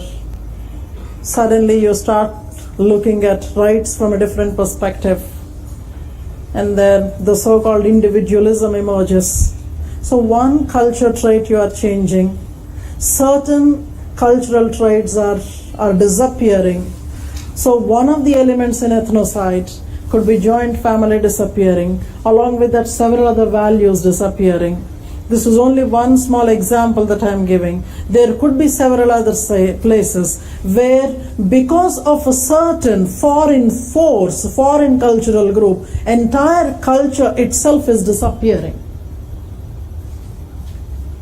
We will be seeing in our future classes what kind of culture traits may disappear, what may not disappear.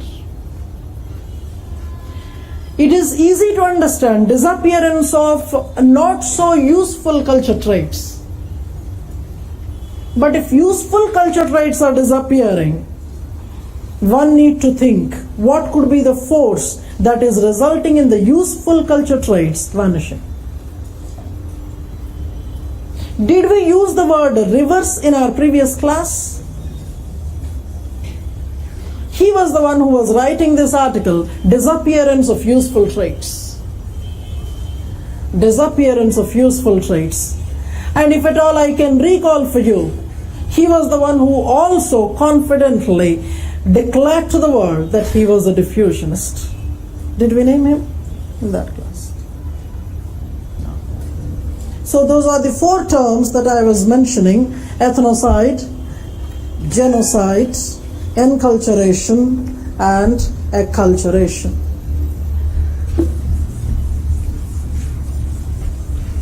Taking it further from there, I would want to bring to you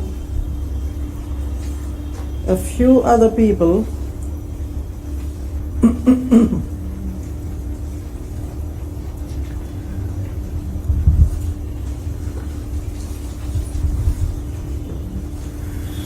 small talk we will have on him. Then I'll go to Morgan, slightly a bigger fellow. This is James Fraser. Any book that you can recall about him from The Golden Bough? Those are the years for your information, just to know during which decades he was there.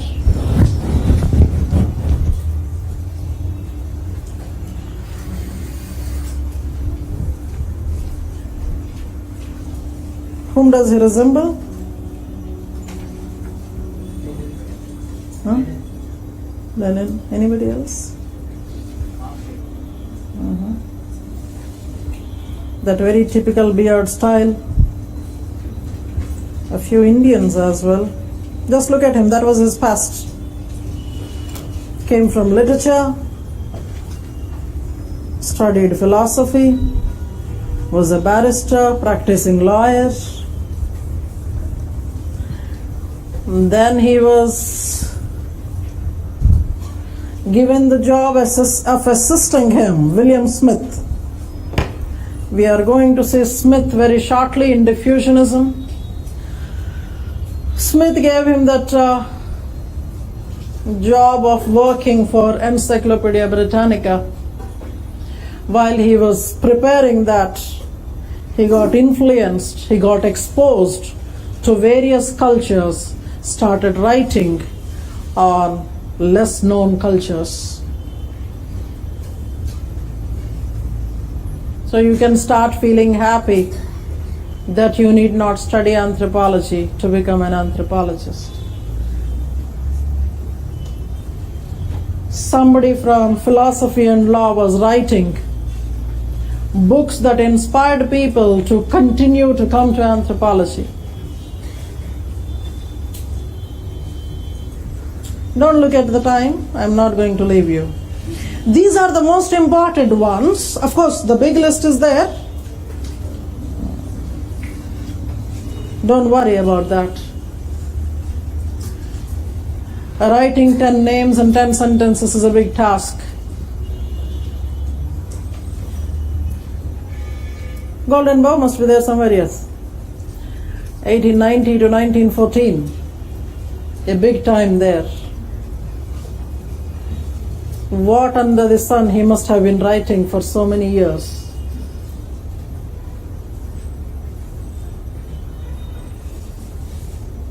If one looks at the series of books that he has written, which I'll read out for you, there was one question with the same title, Totemism and Exogamy. Of course, when two concepts are given in a single question, immediately you might understand that, okay, the examiner is asking a relation between them. But if a title of a book is chosen, he also expects you to mention the author there. If at all you are not mentioning Fraser in a question of totemism and exogamy, you have really dissatisfied the examiner. Of course, in the days to come, we are going to explain to you what exogamy is, what totemism is, whether they are linked to one another. But interesting other titles: belief in immortality and worship of the dead, the folklore of Old Testament, worship of nature, mythology and aftermath. I am going to the next slide. This, along with several other titles, are there. Totemism, one single book. Scope of social anthropology.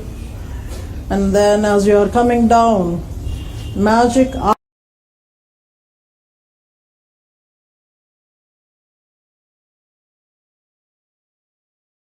art and evolution of kings, etc., etc. I think somewhere the underlying theme is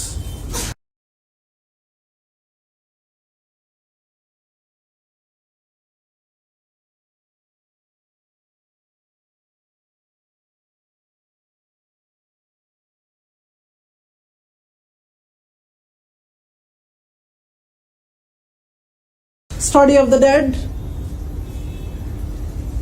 study of religion. Now, I want to give a pause at this word, study, worship of the dead. Why should one worship the dead?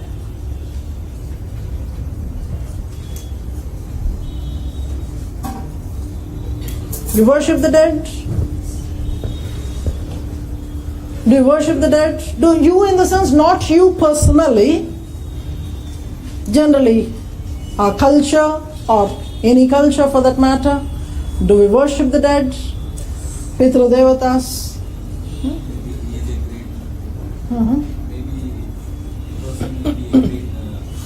He need not necessarily be great in order to be worshipped by you. Maybe for respect or maybe out of fear. Because now he is a soul. He can see you from nowhere, from everywhere. You are now afraid. Now you know that, you understand very clearly that you did not behave with him or her. Now it is her turn or his turn to take a revenge. Death is an unexplained thing, so you fear the dead. You don't know where the soul goes after death. Now it is here that I would want to take you to some place.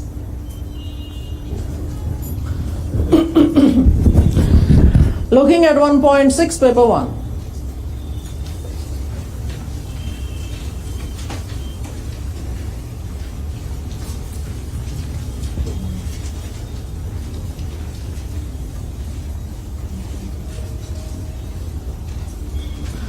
There is a name mentioned after Homo erectus called Neanderthal. Long way to go before we go to the fossil evidences, but we should be introducing these terms to you.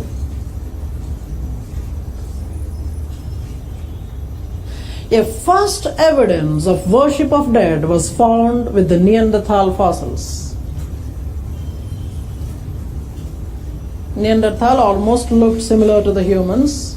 So if at all I have to go by the chronology, Erectus was the fellow who had first stood erect on his 2 feet perfectly. After that, changes started coming up. Neanderthal was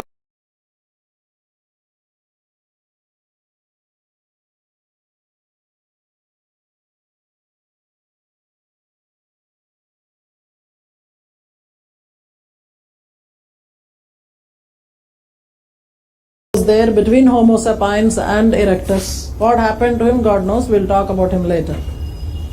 Right now, my interest is in the worship of the dead. At one of a very significant site in Iraq,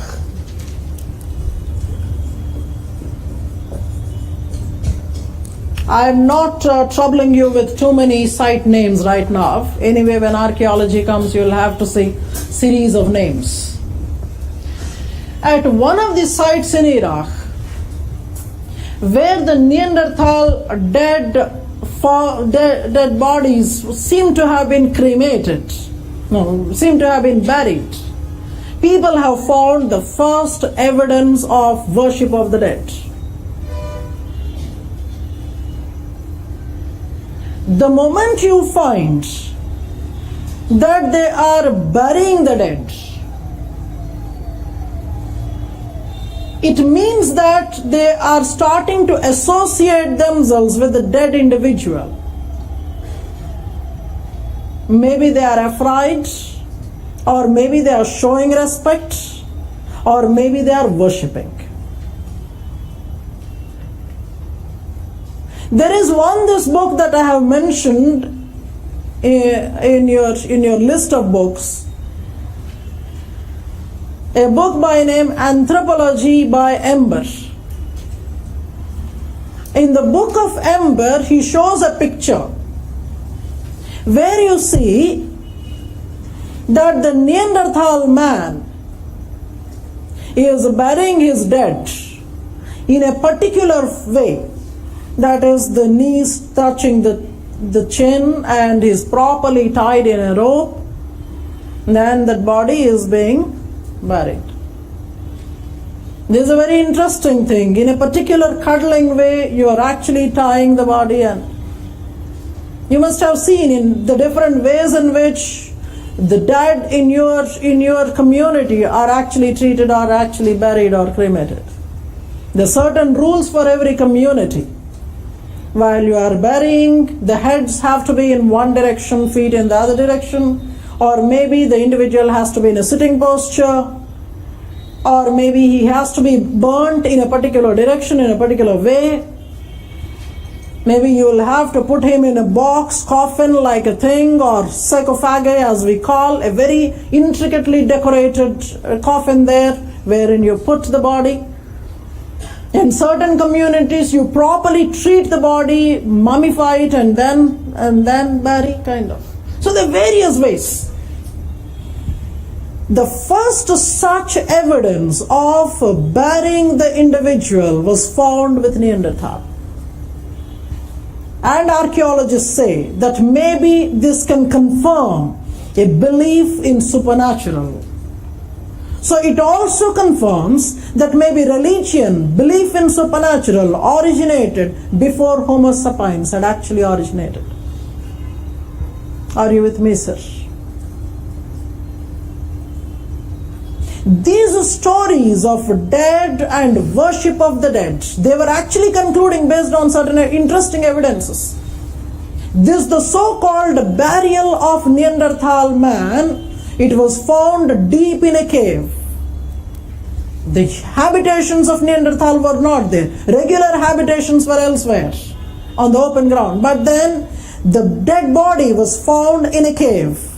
where they were not regularly inhabiting. It was not simply that. There were some fossilized flower remains which shows that actually these flowers there were not native of that region. There were not any fossil evidences of the flowers or plants at that particular place. But this was showing that maybe they were offering the flowers to the dead. Maybe they were decorating their dead with some kind of flowers that also got fossilized. See, in the future classes we are going to discuss things like what are the factors that might facilitate fossilization. Not every individual that died got fossilized. If that was the case, now it would have been very chaotic. Only a few remains we are finding. From there we are trying to write a story of the man of the past. These people, the classical evolutionists, including Fraser, were not actually basing their stories from the Neanderthal. But as I said to you, Fraser was having so much of information base. And from more than 250 different societies at that time, he was getting information and trying to narrate various practices of religion, magic, etc. And from those sources, he was writing the books such as The Golden Bough.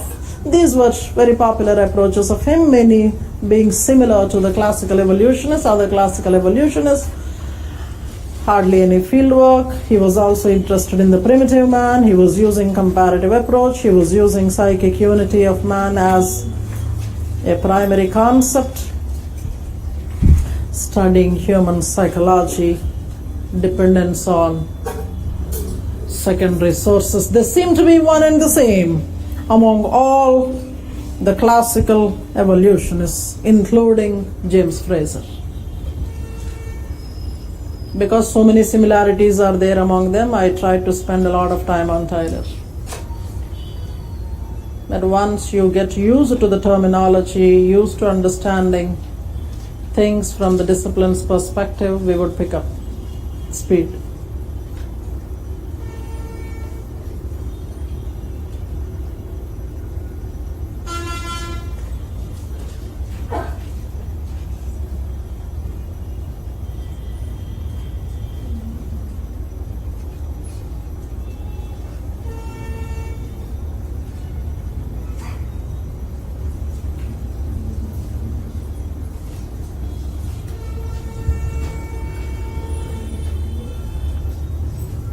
As I was saying in a class previously, though classical evolutionists tried to do holistic studies of culture, they simultaneously focused on one or a few cultural traits of their special interest.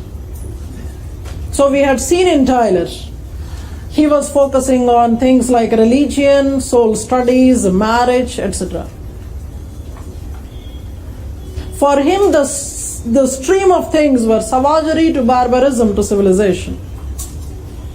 Fraser was having a different kind of an interest. His focus was on religion and magic. His story of evolution, his theory of evolution was actually focusing at these stages. Many times you see this sequence being asked. Look at topic of religion, chapter 5, paper 1.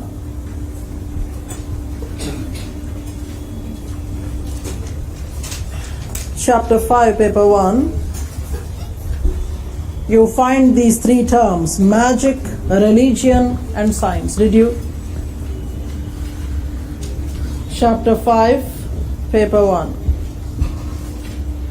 Magic, religion and science. Did you notice? Yes or no? Nod your heads, please.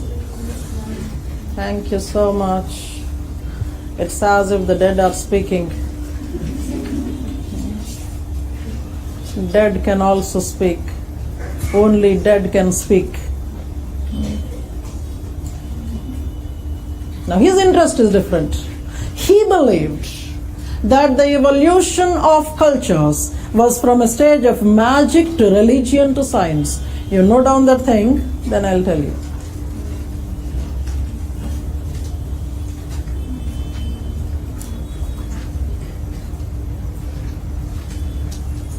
Everyone has got their own, his or her own areas of fancies, fantasies and interests. For this man, how societies move from supernatural to the natural.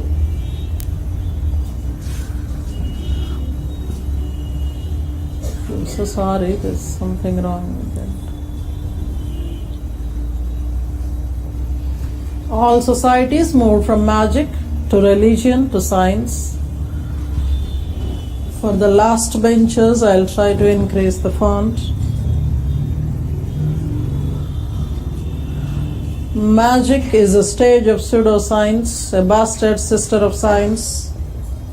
That's how he described magic as. We will talk about these things. It had irrational laws. And a specialist practitioner was there who was called a magician. Societies moved into the stage of religion. Certain things are written there. Recognition of limitedness of humans. And belief in high supernatural power.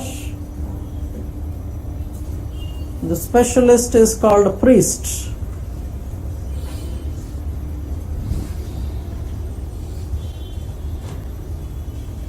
Science is a stage where there's a belief in correct laws.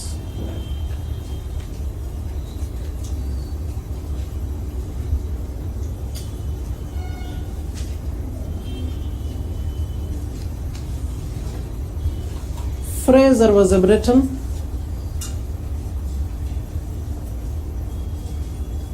He was writing about these things in early 1900s.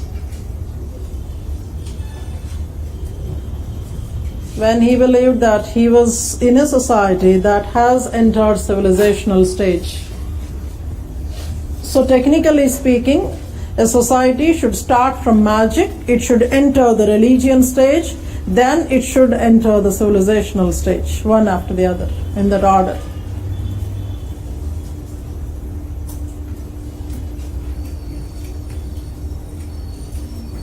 Now understand the statement that I am giving you. Magic, according to Fraser, is a stage where you summon the supernatural,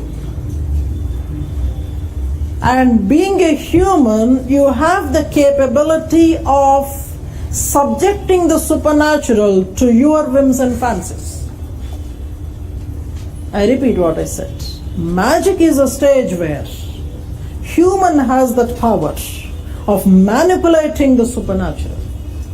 Not simply manipulating, you are authoritative. You can summon the supernatural and subject it to your whims and fancies. So it is like Aladdin's genie. You rub the lamp, the genie comes. You command the supernatural. Ask whatever you want, the genie should give you. You are actually commanding the supernatural. He has several other details there. That a magic can be a white magic, it can be a black magic, there can be different types of magic for that matter. Fraser was an authority in magic. I said this to you earlier. He was an authority in magic. I'm giving you a couple of things because details can be done in a later class on religion, but here, in order to just familiarize you to what he had done. He was writing on these principles of magic. Magic can be based on something like a law of similarity. It can be based on a law of contact. Very simple to understand. Many of you must have tried these things.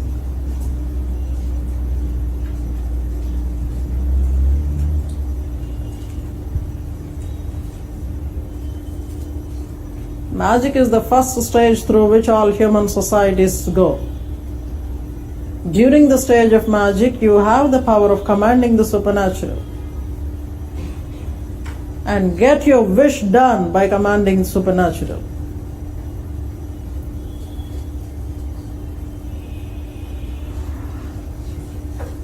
He was not simply giving the types of magic, he was also talking about certain principles based on which your magical spells operate. I would first love to talk about law of contact or contagious magic.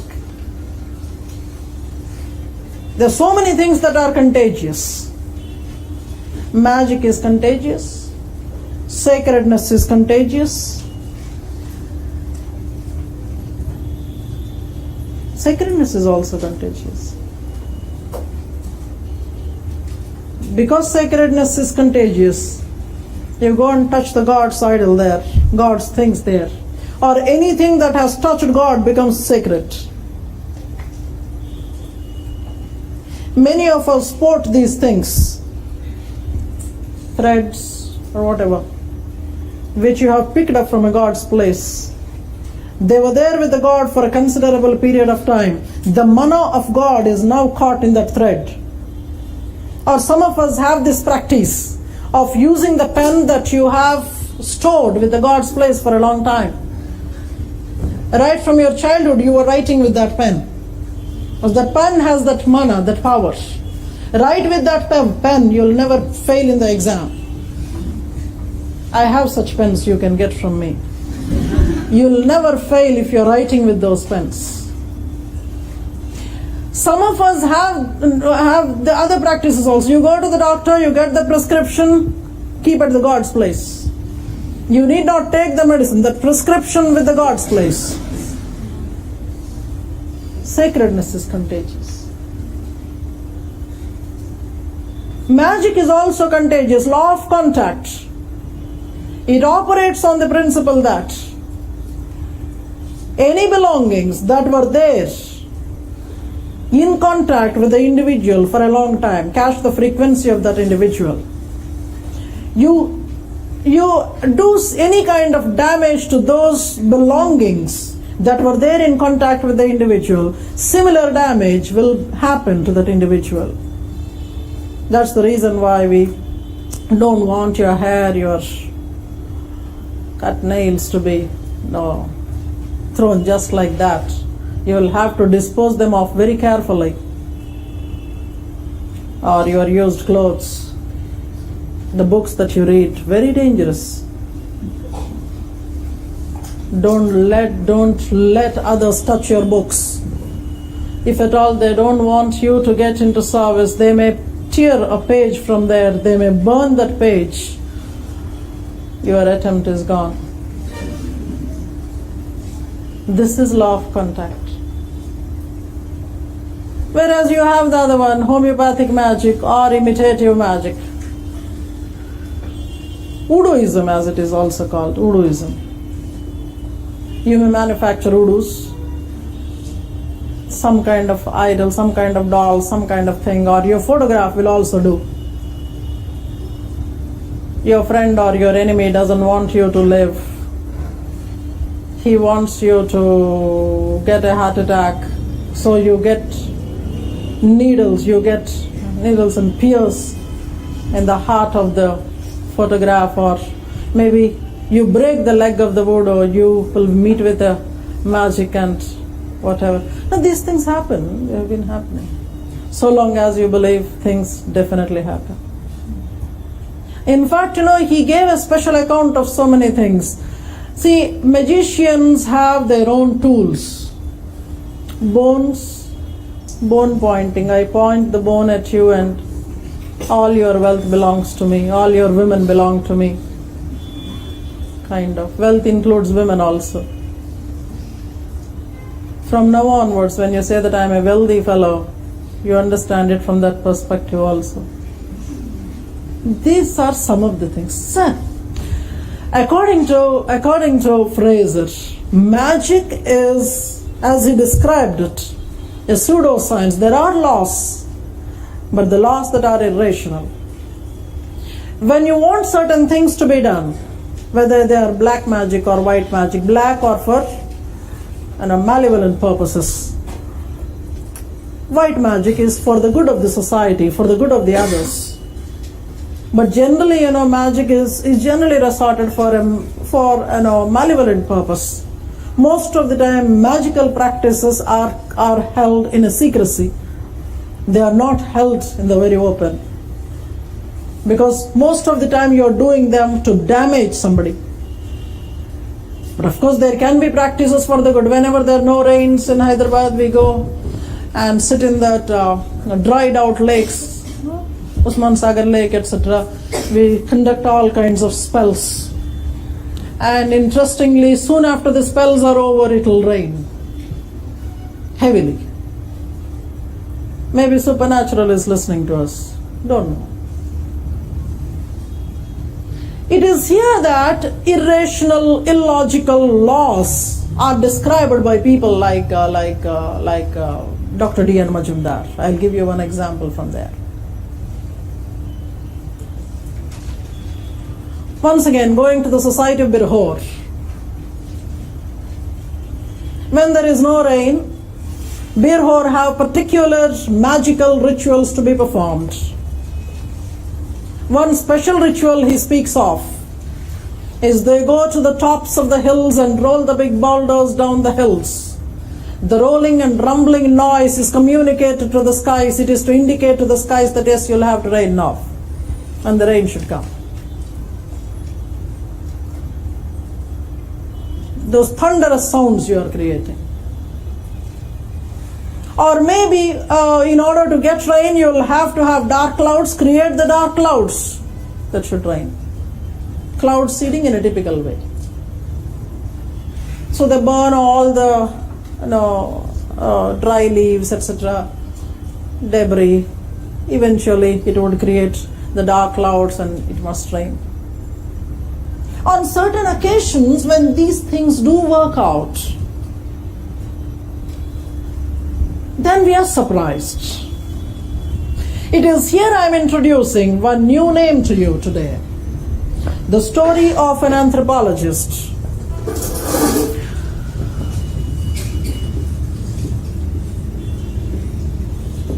called Kwasalet.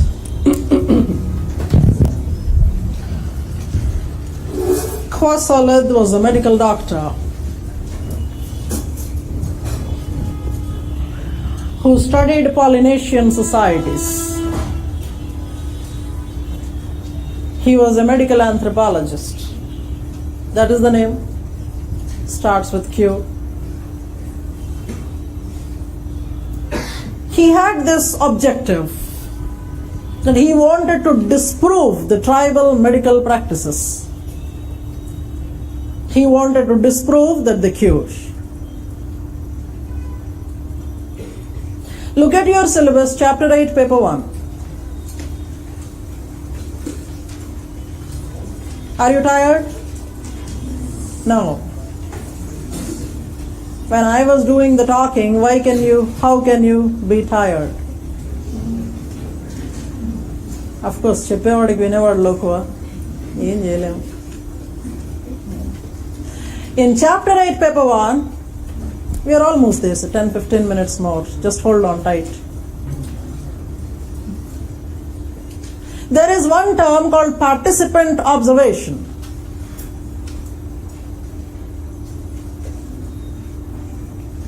There's a word, observation. Participatory method. Participatory method. Earlier when I was saying this, see, when you want to study the others, study the simple society, study the Savad society, you can study from different distances. Classical evolution is believed that it is better to study from a distance, safe distance. But later somebody said, no, you will have to go there, spend some time with them, maybe at least a day you spend, few hours you spend. Or somebody says, no, you speak to them in their language. Somebody says, you live there, live like them. This living like them is participatory approach. Living like them is participatory approach. You live there for a considerable period of time. There's a danger there. When you are living like them, there's a danger that you may become one among them. You will have to actually maintain the distance. You will have to know your purpose.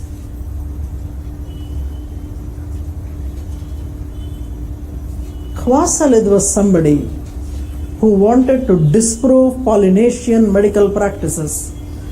He goes there. He wins over the people. This is long story short. He wins over the people. He becomes second only to the leader, tribal leader. These are those societies where multiple functions are housed in one individual. So the tribal leader, political leader, is also a religious leader. He is also the chief medicine man. Name it, he is there. Multiple functions. So he was chosen by the people as a medicine man. So if you want to be the tribal head, you should also be an efficient curer. So he was actually trained in all those medical practices there. And it is not simply that, these several Polynesian societies have several tests also. You will have to pass the tests.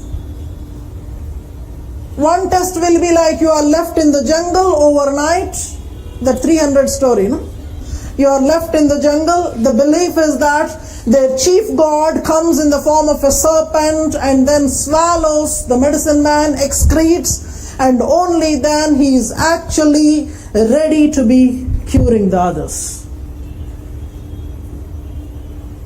Most of the people who come back from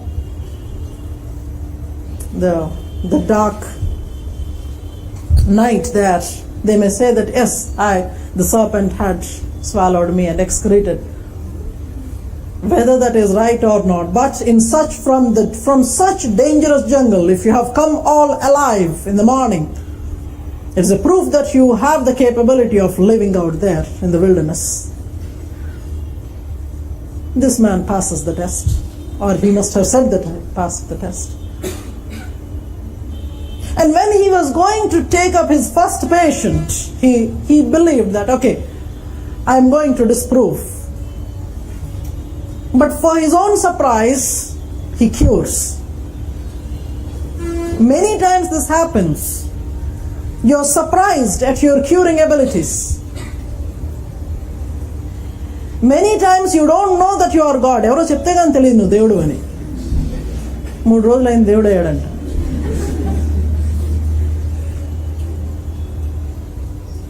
When this thing was getting repeated,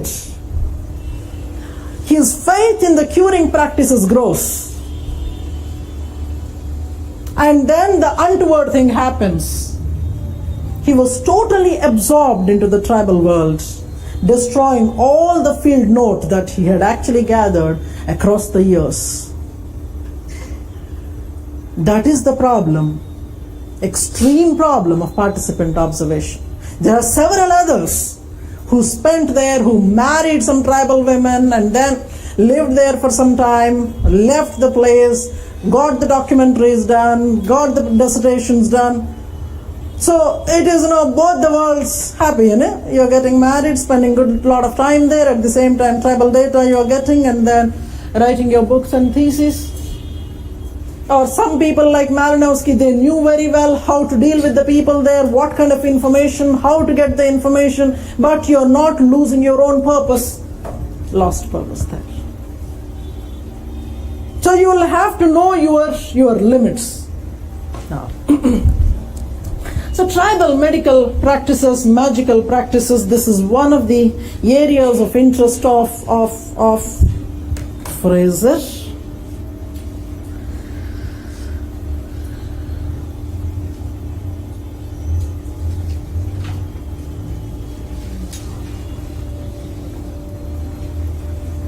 Yeah, going back there.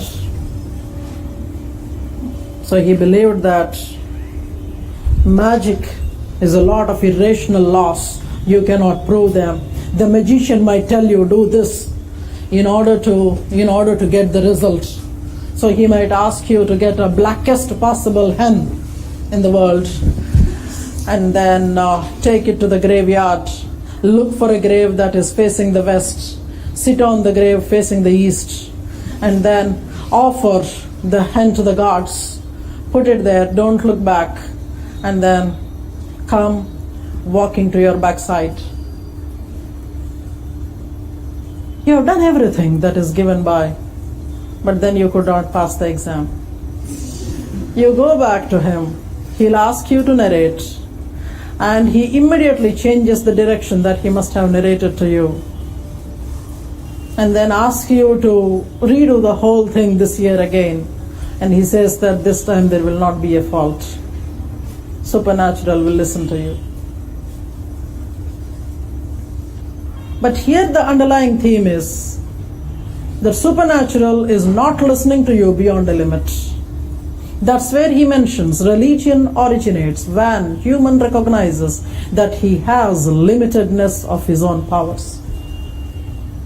He starts believing that there's something much more powerful than his own powers. Certain magical spells must have worked well, but then many times this happens. We do everything that is necessary for going through the process. You expect good results in your life. You expect all good things because you have done everything that is necessary, that has to be done. But things are not in your favor. Nobody can explain what's going wrong. So many medical tests you are undergoing, all tests are normal, but then you are dying. It shows that there is something much more superior than all these things, your own human capacity. That's where is the emergence of religion. A religion is the one that explains the unexplained. If nowhere you get the answer that you get is God knows. That is religion. Fraser's mistake. According to him, societies move from the stage of magic. Once you fail to order the supernatural, get things done by your power, you move into the stage of religion where you fail, where you find that there is much more superior force than all these human forces. There are so many questions that seem to be unanswered in religion. Many times, many things that you do in religion, they are actually not having convincing answers. For Fraser, when religion fails to give answers, then science emerges. Science is the one that stands on the seat of rationality.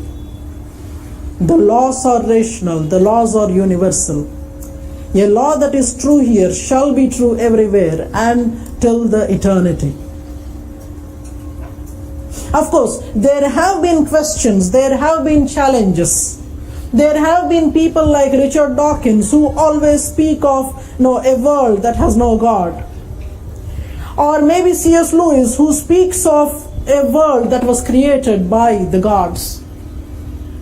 This particular tussle of creationism versus evolutionism, the debate goes on and on. If time permits, maybe after your main exam. After your main exam, there's a hell lot of time. You don't know what to do with that time.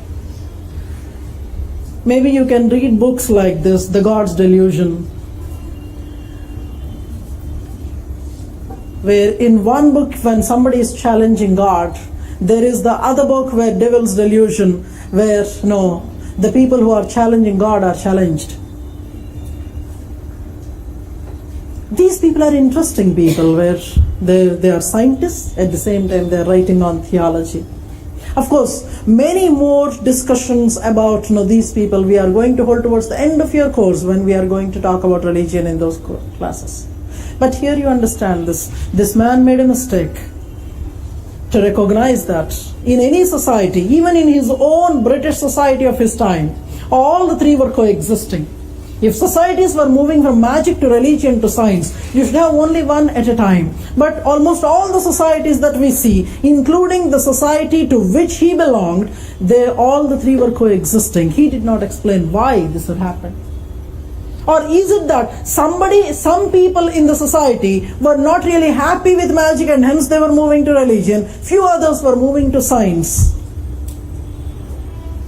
So when science and religion are coexisting, that time of coexistence was not considered by him. So it is said that his writings are far from reality when it comes to this particular stream. Sir, I will close on one particular note. In the exam, many times we find this question, magic, religion and science. Because the topic is mentioned in chapter 5 of paper 1, most of the time people try to write a comparison of magic, religion, science. But for such questions, you are expected to first bring the theory of Fraser. So such questions, magic, religion and science, this has two components. One component has to be explanation of Fraser's evolutionary theory. Second one is the differences between them. Those are also given by Fraser. Now, the booklet is given to you.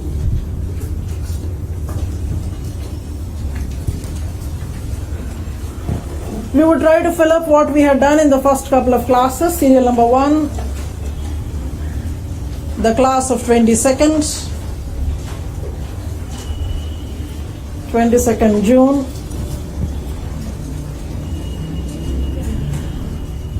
Two major topics were discussed. One was Introduction to Anthropological Thought. Introduction to Anthropological Thought. Second one was Evolution of Anthropology as a Discipline.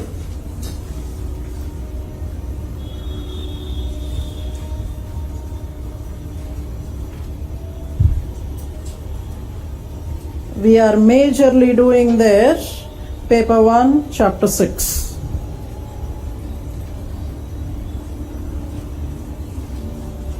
Paper 1, chapter 6. So two major topics we had in Introduction to Anthropological Thought, Evolution of Anthropology as a Discipline, paper 1, chapter 6. Write the sources there. Sir, apart from your regular class notes, I had actually mentioned one textbook, Anthropological Thought by Makhanja. If at all somebody had to purchase, wanted to purchase the book, Makhanja's Anthropology. Apart from that, from my side, soft copy has to come to you. You make a mention there in the sources. Sources number 1 is Makhanja's Anthropological Thought. Second source is mail number 1 that will reach you once I get all your details. Mail number 1 with the title Anthro Thought.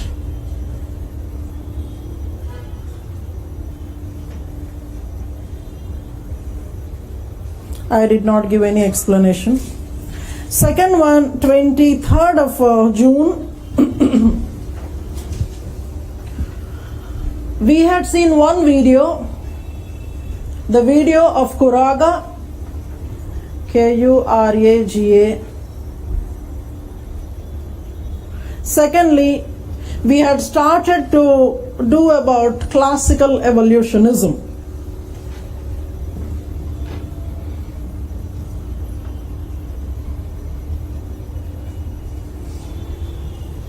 Sources apart from your regular class notes. See, most of the teachers say that you read class notes not because this supersedes anything else. It is only because you are listening to some stuff, writing by yourself, so it has something that you can understand. Assignment I had given, comparative approach in anthropology. comparative approach in anthropology. I had asked you to write this assignment after we finish Malinowski. That you write in the brackets, to be attempted after Malinowski. Master Telugu వస్తుందండి, రాయాలి కదండి.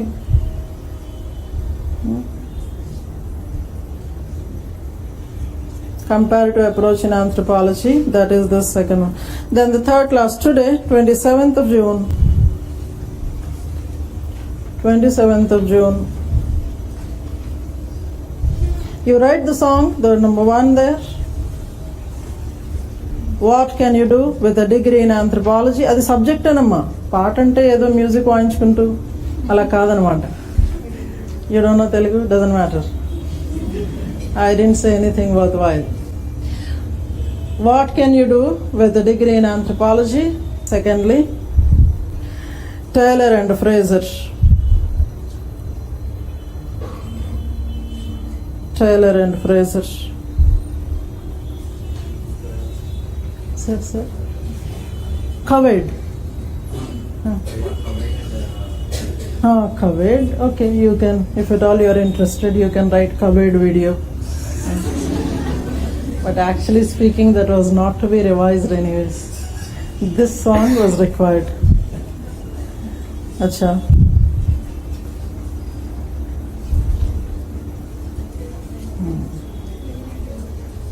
That's it. Assignment questions, I am not giving anything as such. So from tomorrow, you keep this with you. You will know sources as such, the same things will continue. And from your next class, we will start to write. Once I start discussing diffusionism onwards, you will be writing. So tomorrow we will have first part of your class will be on Morgan. How Morgan was different from Taylor. That was a question in your exam. Once I do Morgan, I will start with diffusionism. So diffusionism will take some time. After finishing diffusion, you will have to do one homework today. That homework will be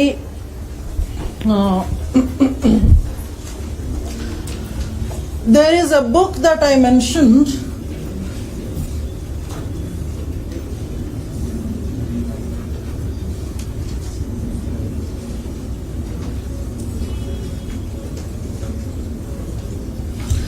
Nadeem Hasnain's Travel India. If you look at the index, in the index there is a mention of a tribe called the Toda.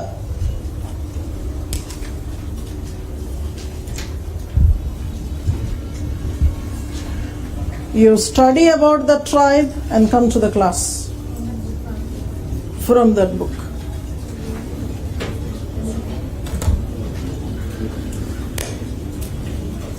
Have a good time. See you tomorrow.